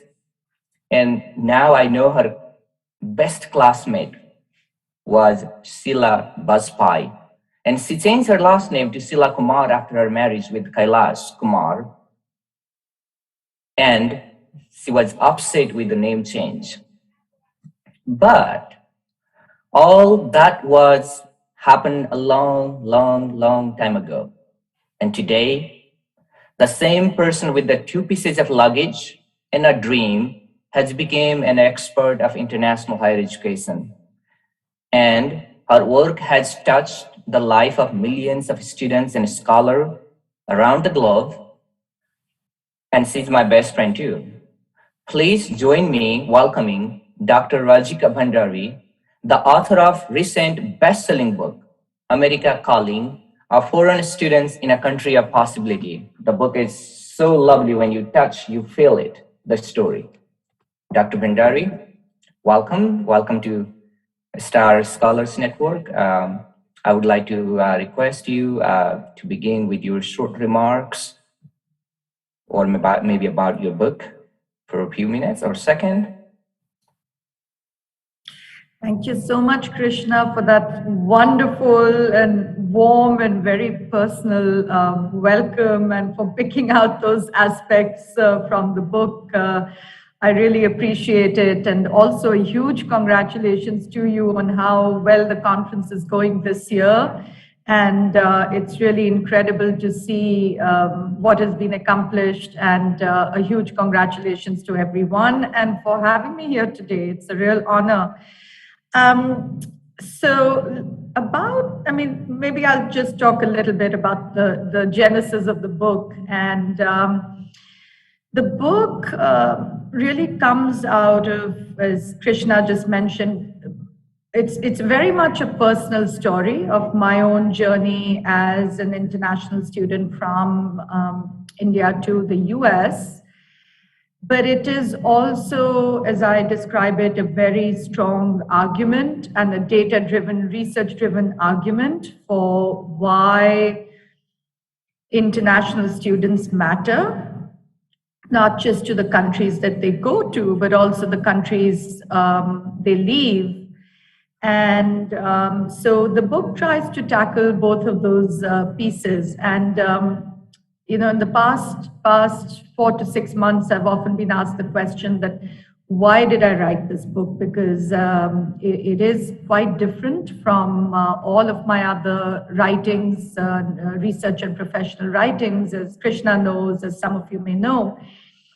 But the reason the compelling motivation for me to write it was that as a professional in the field, there was a growing sense for me that we know the numbers, we know the statistics, we have the research, we have the quantitative research, but that the international student story has really not been told, and that too told in all of its complexity and nuance, and that it is really a multi-layered story. It is not just, it is of course about that individual journey for each person, but it is so much more than that. For countries that receive students, it's about internationalization on their campuses. It's about higher education as an industry and the reliance on international students, many of whom bring a large amount of revenue to their institutions in the US or in other countries. It's about countries growing their global talent pools, especially as their own domestic populations decline. It's about bilateral relationships between countries. So in that movement of one individual is embodied a much larger context of how countries relate to each other. And in fact, so one of the arguments I also make in the book and that I talk about is the idea of student mobility really being a form of soft diplomacy and soft power for countries. And indeed, we've seen this over the years, whether it's through flagship programs like the Fulbright program, which is celebrating an important anniversary this year, or many other initiatives that governments launch to send students from one country to another. But it is also embodied even in the individual person who either stays on in the country they've gone to, or even goes back home to, to launch universities, to launch companies, which will then serve as bridges back to the country in which they studied. So what my book is really trying to do is really show that full arc of relationships at the individual student level, at the academic level, at the university level, at the policy level, at the diplomacy level, all of which can be grounded in the idea of how people relate to each other through mobility. I will also say it is also a very personal story. So hopefully, when I wrote this particular book, I really intended it for a mainstream audience.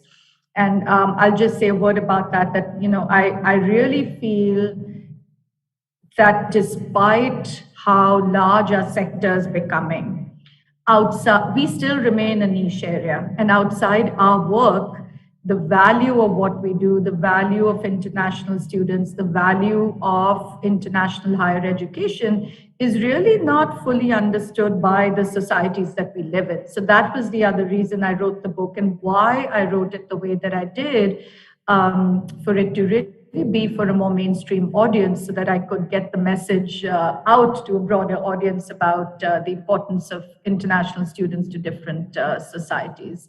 So again, a very personal book as well, also a book about, at a very personal and individual level, my journey as a young woman from India to the US, which will also resonate with other young women who are embarking on a similar journey. So Krishna, I'll turn it back to you. And thank you. Yeah.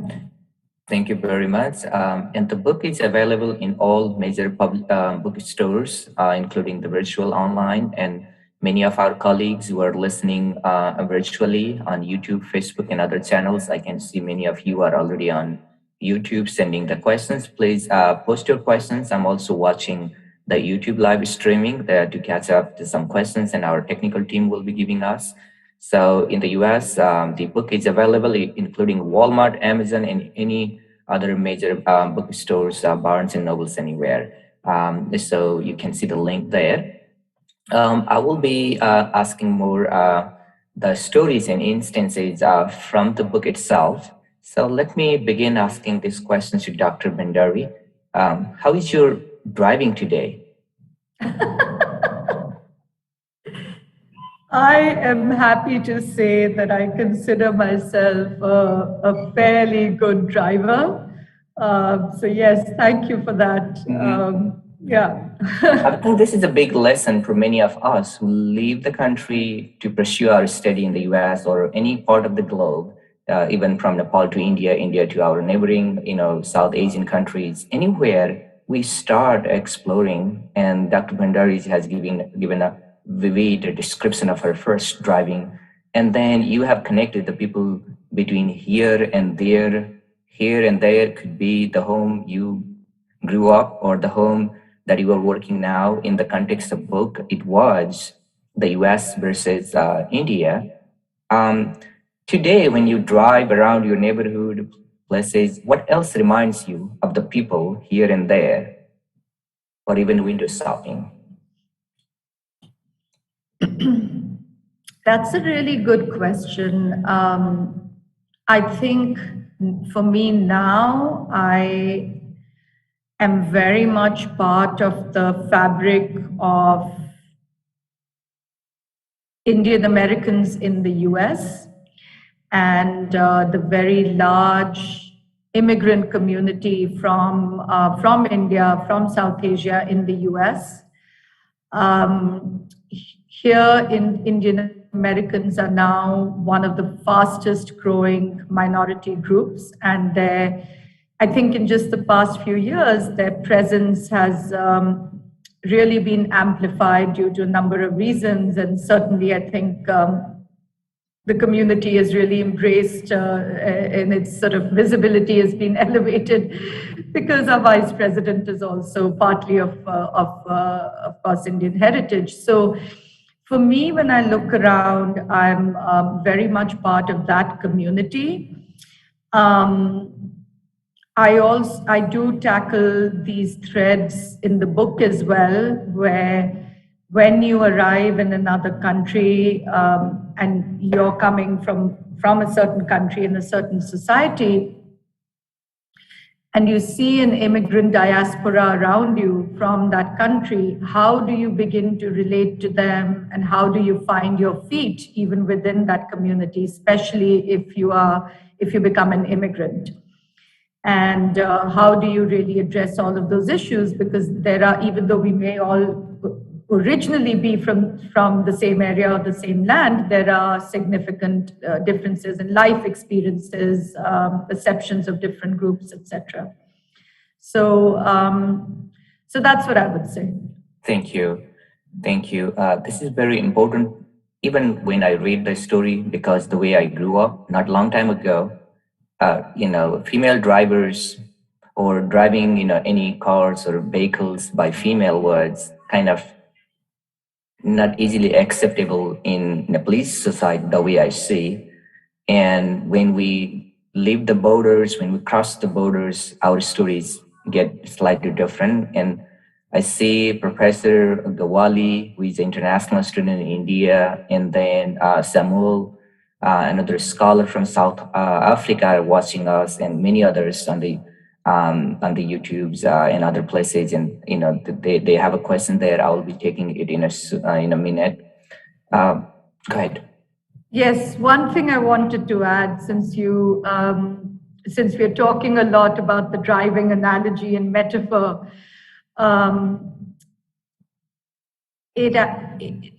very interesting thing, and I don't think I talk about it in the book, but I've written some other articles about it, is how that act of driving for women from certain societies, actually with female international students from certain societies coming to countries like the US, etc., that very act of being able to drive has in itself been a form of independence and sort of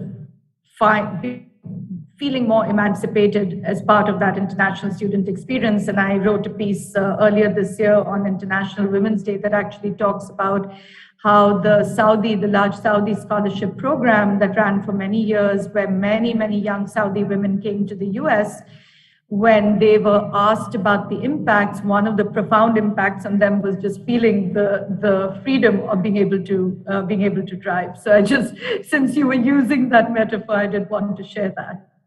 Thank you. I want to touch, these instances again from the book and give a feel to the readers why, her story resonate to the story of anyone.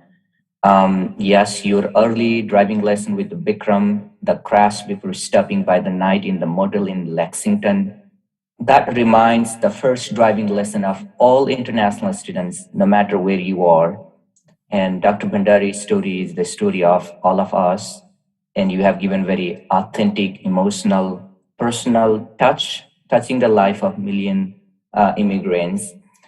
As I said in your introduction earlier, I want to read this couple of sentences from page 138.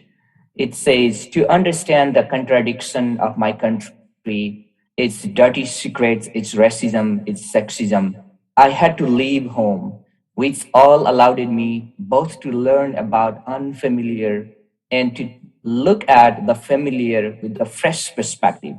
It was as if I was seeing my city and country from high above."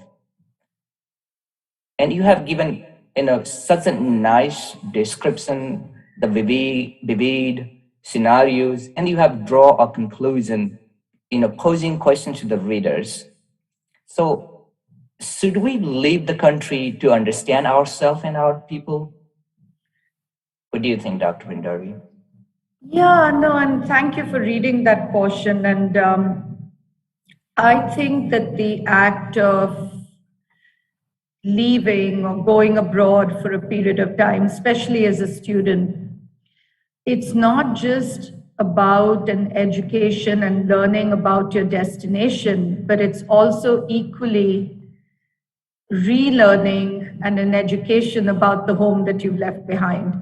And that's the sentiment I was trying to capture there. And leaving allows us to not only learn new perspectives, but that those new perspectives help us reflect back again on what we've left behind and look at that with a very fresh eye and almost a more objective eye than one would if you're still immersed within it. So that's what I was trying to capture, that sort of the learning is in both directions. The new society that one is entering, but also looking back on the society that one has left, whether temporarily or for a longer period of time, and having that objectivity of almost now being a more informed outsider looking in. So. Thank you. Thank you so much. In fact, the book has started transformation, personal, social, cultural, spiritual, as travelers. And whoever touched the book, you will feel all 22 chapters in 3 parts will be telling you the story. And every single, I think you have selected the titles of the chapters, such a nice way that tells every portion of our life, every single journey that we do, including the cooks, 2 suitcases, classroom lesson, learning to drive, coupon queen, foreign and female, comparing, the world and code switching. This is truly, speaking volume. Every single chapter here speak a volume. I want to ask you, you have briefly previously mentioned your writing journey. Where are you at the stage of writing your next book? Is it coming soon?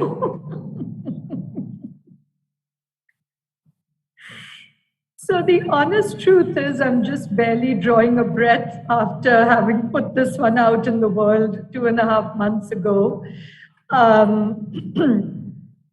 But what I'll say is, so I'll just mention for our viewers that I have always been a writer. So most of my professional writing has, of course, been more academic and research-based, but I've been a creative nonfiction writer for many, many years, and that's actually my deep love. And something that I've also brought a lot to my work, where in my work also I really try and bring the storytelling element, and I try and combine the qualitative with the quantitative. But with the writing, so I published my first book about 9 years ago. It was published in India. It was very much about travel, and it was set against the background of the British Raj. And then this book came about 9 years later. And what I've realized through all of this is that the common thread for me in my writings is travel and journeys. And the journey both within the individual, and which is very much what this new book is about, but also the actual journey, the physical journey, or the more geographical journey that's taking place.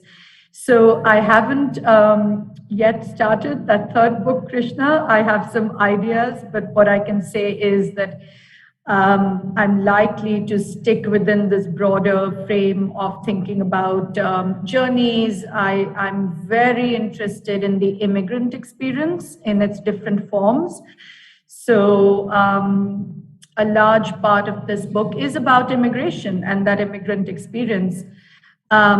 And I continue to learn more about that in the US as I interact with, one of the wonderful things that's happened through the book is that I've had a chance to really get to know other immigrant authors, and their journeys really reflect the different shades of immigrant America that I'm beginning to learn much more about through the lens of literature. So learning much more about the undocumented immigrant experience, certainly the refugee experience. So that immigrant narrative continues to fascinate me, and I think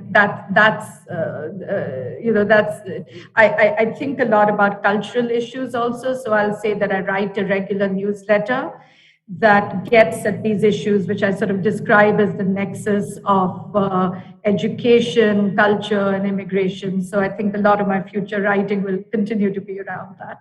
Thank you. And then, audience, if you are just listening, I am with Dr. Rajika Bandari and holding her best-selling books right here, America Calling. And I see the few questions here in the on the social medias. I will take them. The question here from Professor Yadu Gewali. When did you first realize you wanted to be a writer, and how long does it take you to write a book? So I think I talked a little bit about that I have always been a writer, actually from my high school days. I was the editor of my school magazine, and when I was graduating high school, all my teachers believed I would go on to be a journalist or have a career in some form of professional writing. The reality for me, and I think this is sort of a lesson as we think about how to counsel students around careers and their future, is that my heart lay in writing. But again, I was coming from a culture and a time where it was like, oh, you have to, like have a more proper career to follow, either in the sciences or something, a more stable job or a more lucrative profession.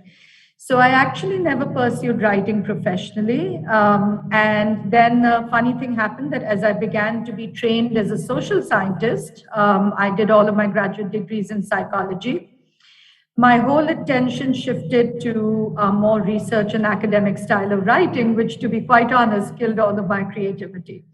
So I actually did not write for many, many years because I did not know how to, during the day, work on a research paper for a journal and at night switch off and write a compelling scene that would draw a reader in. So I struggled with that for many years, and I think finally broke through with that with the first book that came out about 9 years ago. And so since then have continued to write, and really I think where I've landed and where I've realized the sweet spot for me is sort of what we might call creative nonfiction, where I'm using a lot of the tools of fiction and novels and, scene setting, developing characters, etc., as Krishna described, but it's also grounded in analysis and it's grounded in research. And that's the part that sort of brings my two sides together. About the journey of the book, that's a really good question. I started it about 4 years ago, and like any book, it sort of went through its own journey of taking different shapes and forms. And quite often I heard within the publishing industry, as I was trying to get the book out and see who would publish it, etc., I often heard from the gatekeepers of the mainstream publishing industry that nobody would want to read about the life of an international student, that this was just not, it's not the sort of topic that will sell. It's not going to sell enough books. It's not catchy enough. But I knew deep down from having been in the sector that these are, as Krishna said, so many of our stories. And it's not just about the international student going to the West, but it's for anybody who's been on that journey, regardless of where they're going to. So I knew I had to write the book. I chose to continue with it. The one big change that occurred, and this is thanks to my wonderful editor, is that the book originally ended with, and Krishna, you've read it, some others may have read it, it ended with part 2 with my move to New York, and that's where the book ended. But he helped me see, as we talked about the book, that why was I the right person to write this book? After all, I'm not a current international student. I'm not even a recent international student. So he helped me see that I had to somehow bring in my professional expertise into the book. And that led to part 3, where I sort of take the personal experience and use that to tell the much larger story of how student mobility has really been, really been the groundwork on which relationships between countries have been built, and also the imperative of why countries like the US need to keep their doors open to international students. So that was sort of the big shift in the book. Initially, I was very reluctant to write it because it meant talking a little bit about my professional work in New York at the Institute of International Education. It meant writing about the Open Doors report, which I'd led for almost 14 years. But I think I finally found a way to talk about all of that. Thank you. I have another questions, and this question, is more about the woman empowerment. And earlier I connected with the, how quickly we happen to change the last name after our marriage, and that not only for the part of the cultural or things happening in Asian societies, it's also in American society. And the way you select your book, the publisher itself is a She Writes Press. And this particular press carefully select the best of the best work from the female writers. And this is also one lesson for our communities and societies about women empowerment. And I truly appreciate Dr. Bhandari publishing the book from She Writes Press, although I have not worked closely with them, but I'm very proud to announce here that this is one of my favorite publishing house. I have read other titles as well. And the question here from one of our audience here is, what was one of the most surprising things you learned in creating your book? I know you touched this one, but do you want to choose one particular instant, Dr. Bhandari? So the most surprising thing for me was really digging deep into the history of international students in the US. So I love history as well. This is also reflected in my first book about the British Raj in India. And as I began to write that part 3 of the book, I needed to go back and sort of unearth and unpack for myself that where did that first international student journey begin? And there were so many surprises tied to that, from discovering and learning more about the very first documented international student in the US, who was someone named Yung Wing, who came to the Connecticut area and Yale University in the 1800s, and then to discover that his grave and his wife's grave is in a cemetery just about an hour from my home. And I went over there and visited it, and I talk about this in the book. And then to discover on top of that, that the very first Indian international student, now again, when we say first, as in someone who's it's documented and written about and it's in records, was a woman named Anandibai Joshi, who came to the US to study medicine. And she would be the very first Indian woman trained to go back and begin practicing medicine in India. She was from the state of Maharashtra. And a very unfortunate thing happened where she died, I think she had arrived back in India, but she died before she could actually begin practicing medicine and applying everything that she had learned in the US. But her attachment to the US was so strong, and she had formed such strong relationships here, that her husband actually sent her ashes back to the US.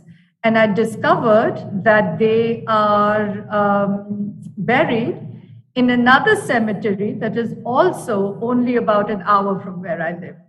So all of these were very revelatory moments in learning about, again, the past, the present, and then thinking about the future of international students in the US. Thank you. I received another question here. She said she had lots of stories to write, and the question asking, do you have any suggestion to help me become a better writer? If so, what are they? So this is a suggestion that's made often, so it almost sounds trite, but practice makes perfect. So I think the regularity of the schedule, of setting a schedule to just keep writing, and really trying to put your self-critic on the side and just writing regularly without always telling yourself that, oh, someone else's eyes are going to look at this. So I think dealing with the self-critic is really important.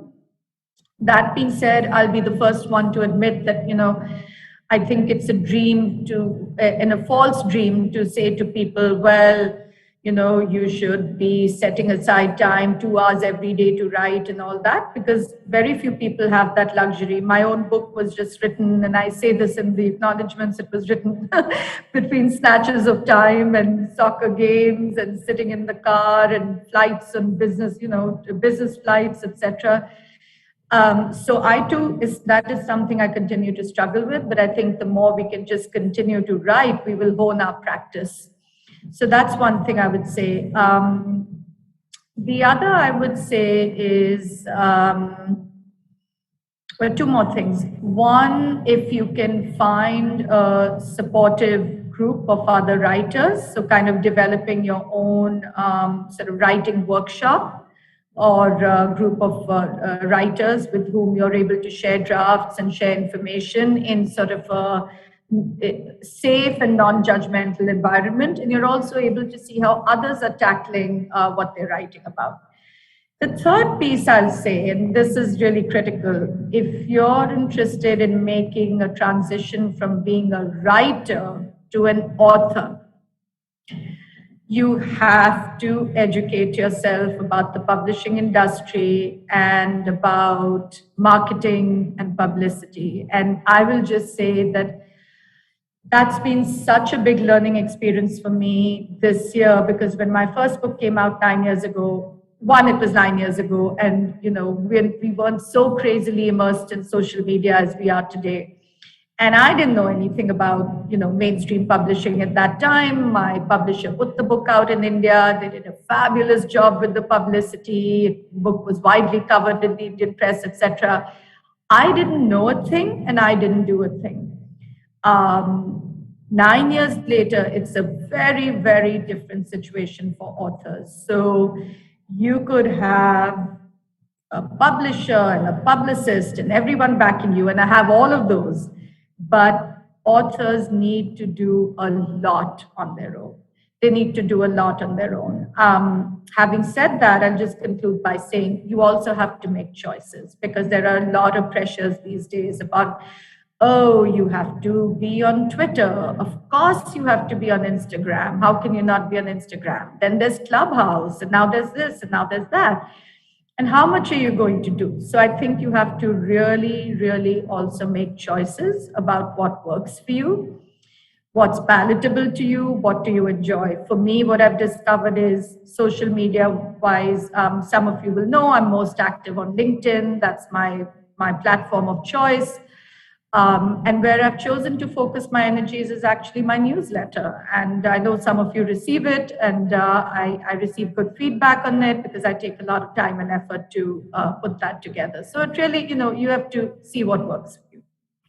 Thank you. Yeah, I have still more questions here from the readers. Thank you. This question is interesting even to me. Dr. Bhandari is already popular, and she has given several talks and book talks and presentation, including in major news medias.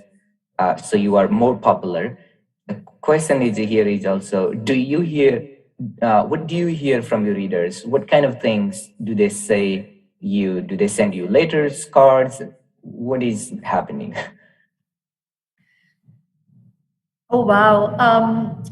I don't know that I'm that popular to be getting letters and cards, but thank you for thinking that I am. I appreciate that. Um, I have just been so honored and so humbled and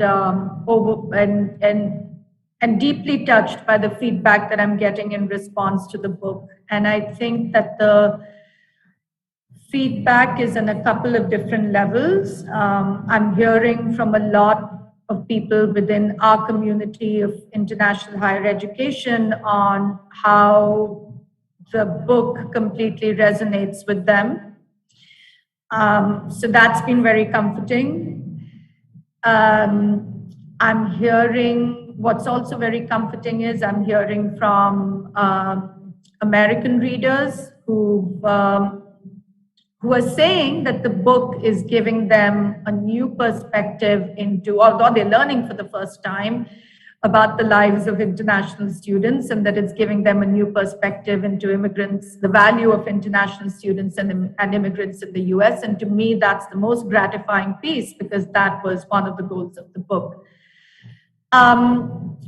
What's also very sad is that this book, well, the wonderful thing is that I've always been an advocate for international students, but this book has more firmly established me in that role, and I fully embrace that role. But what it's also done is, and what's very sad and heartbreaking is, I'm hearing much more directly from many international students now, and it's often sort of a plea for help around financial issues, and students reaching out and saying, can you help me? You know, I have admission here, but I don't have the resources to go.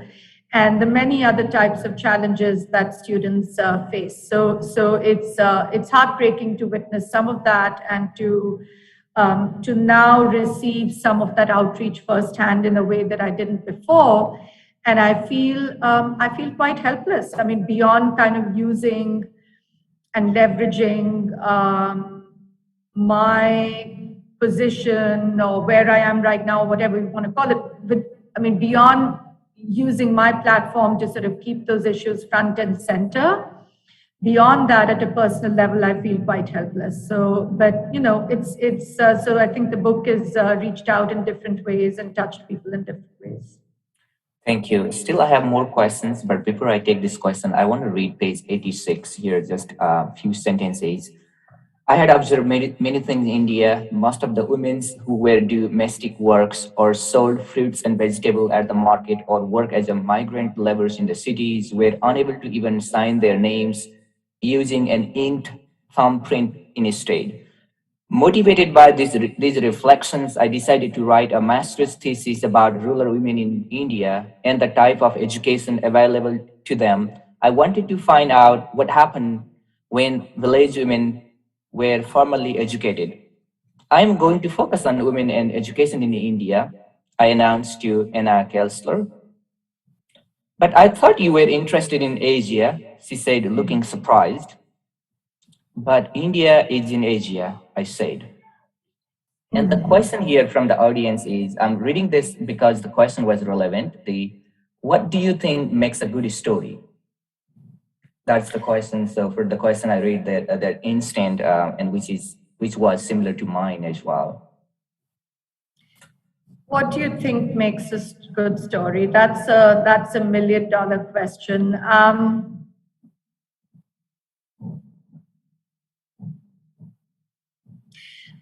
I think a really good story has to show a journey. And by this, I don't mean a journey in the literal sense. There are excellent stories that are told of a person in a single room and not moving anywhere. But it's the journey. It could be the journey within one's mind. It can be an actual journey of crossing borders, but a journey that ultimately takes the reader through sort of the sense of a beginning, showing the main character or the protagonist's own journey from sort of beginning to an end, where there is some learning for the character or the protagonist himself or herself. almost the so what, answering that question of so what. So why did that journey matter? But then having those takeaways. The other thing I'll say, just from a technique perspective, is what makes for a compelling story, and even in memoir, or which is the format I chose for my book. It's not just about taking events and saying, and then this happened, and then this happened, and then this happened, because that'll put people to sleep very quickly. But that you have to, as I said earlier, use the tools of what we often think about as sort of fiction, or what we think we associate it with novels, right? That they're beautiful scenes, there are settings, there are vivid descriptions. All of those have to be harnessed also for nonfiction. And so there's a lot of that in my book. In fact, one of the scenes which has moved people a lot and to which I've got a lot of response is sort of that final scene where I make the decision that, and I realize that India is not for me. And for me, America is now home. And it's a scene where I'm not going to give too much away, but it's a scene set in Delhi, and it's a moment of realization. So you have to do that for the story to have emotional resonance. And so we need to draw upon all of those tools of storytelling. There's a very classic sort of principle called show, don't tell. So I could just say to you, well, that was a very tough decision to make. I'd been in Delhi for 3 months, nothing worked out, and I decided, okay, I'm heading back to the US. Or I could tell you that story in a very vivid way that's going to actually evoke the emotion that I'm trying to convey of someone who's going through that decision making. Thank you. Thank you very much. I have many questions, but we are almost top of the hours as we budget the time. I will take one question, and Dr. Bhandari will respond maybe 1 or 2 words for this question. You are already popular, as an author, educators, and the role model mentoring around the globe. And she said, as a child, what did you want to do when you grew up? I'm laughing because that's actually a very easy answer. I wanted to be a writer. And if I could somehow pay my bills through writing, that is what I would be doing full time. So that's actually an easy answer. Thank you. So Dr. Bhandari wrote her story, and this is personal story, as she said earlier. But this story is the story of Dr. Renu Kathur. She's the Chancellor and President of the University of Houston, who was a student from India a long time ago with 2 pieces of luggage and a dream. This is the story of my provost at Morgan State University. This is the story of Star Scholar President Dr. Connolly. This is the story of V.C. Raj at Harvard or Oxford University. This is the story of Dr. Mausami Mukherjee as the Fulbright Scholar in the US. And this is the story of 44 million immigrants living and working in the US.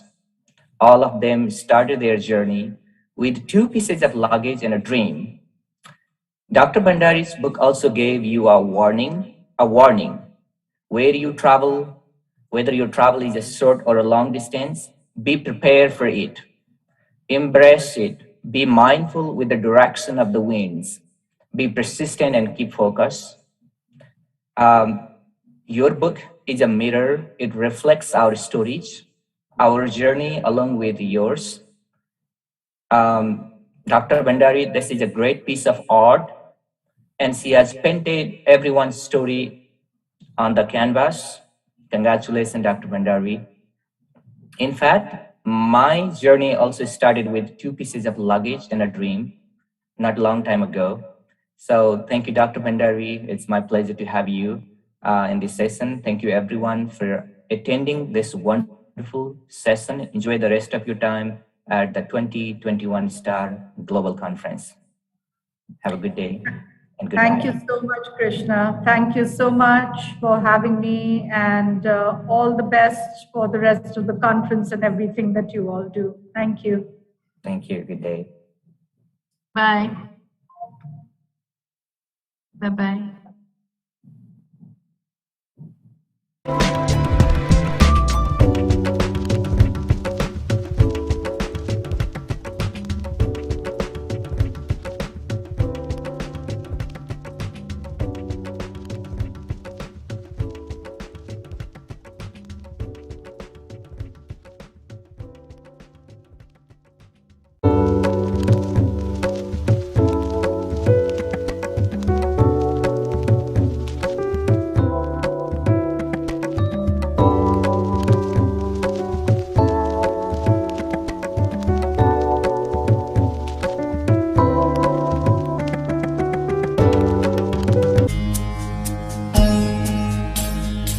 एक घड़ी और ठहर के जा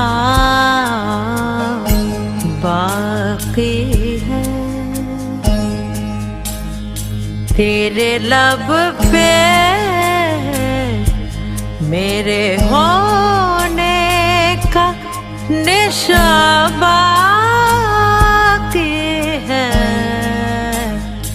एक घड़ी और ठहर के जा बाकी है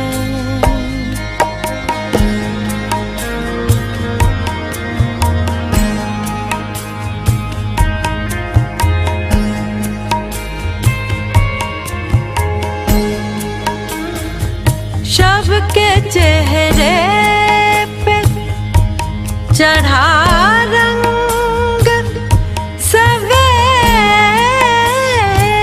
सवेरे का तो क्या शब के चेहरे पे चढ़ा रंग सवेरे का तो क्या अपना जहाँ बाकी है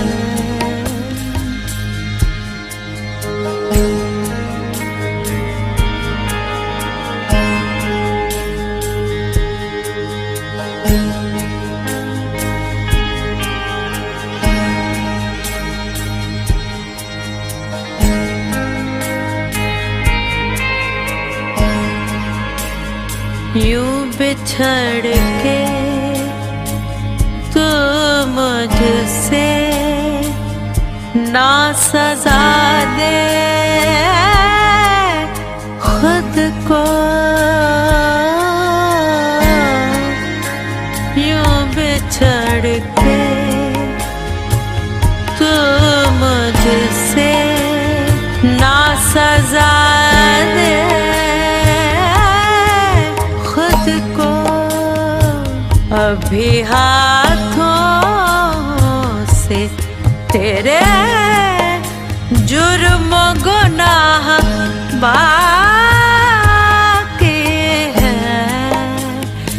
एक घड़ी और ठहर के जा बाकी है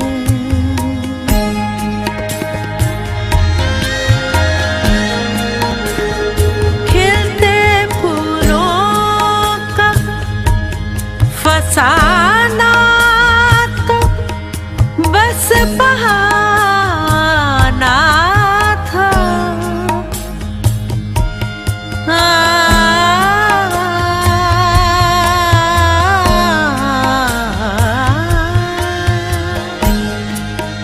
खिलते फूलों का फसाना तो बस बहाना था बुझते शोलों की दास्तां अभी बाकी है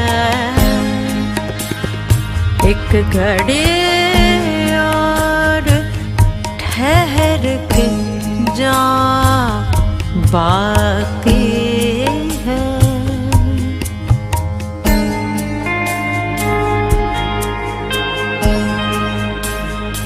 आंखें सुनी है मेरी मांग उजड़ी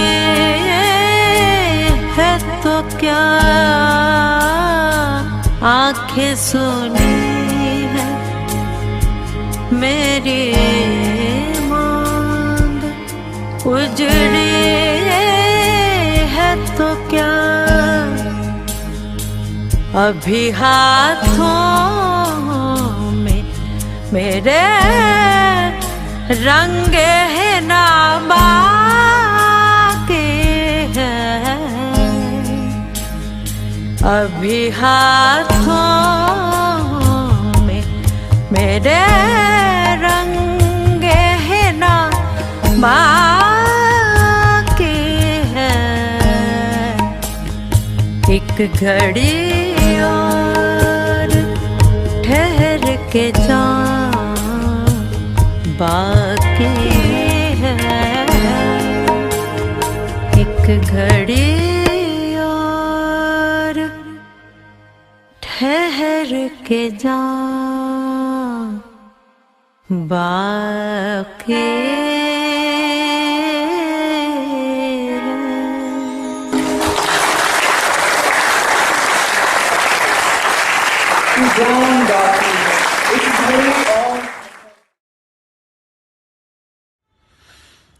Hi dear friends, this is Dr. Prakash Sondakke and I am playing the modified slide guitar for this particular piece. The very first video which you're going to see is Vaishnava Janatu, and it was the favorite song of Mahatma Gandhi, and he found this song as a song which reached out to the soul of millions because it said Vaishnava Janatu Tene Kahiye, which basically means we are all one, and it's a huge global family. And there are several instances of Gandhi singing it himself. You can definitely go out and see it in the Google. There are some instances of his recordings also. It was written by Narsin Mehta many years ago, but I think Gandhiji popularized it because he used this song as the major communication between the world and India, and he said that we are all one in any times of need, difficulty. We have to all think as one global world.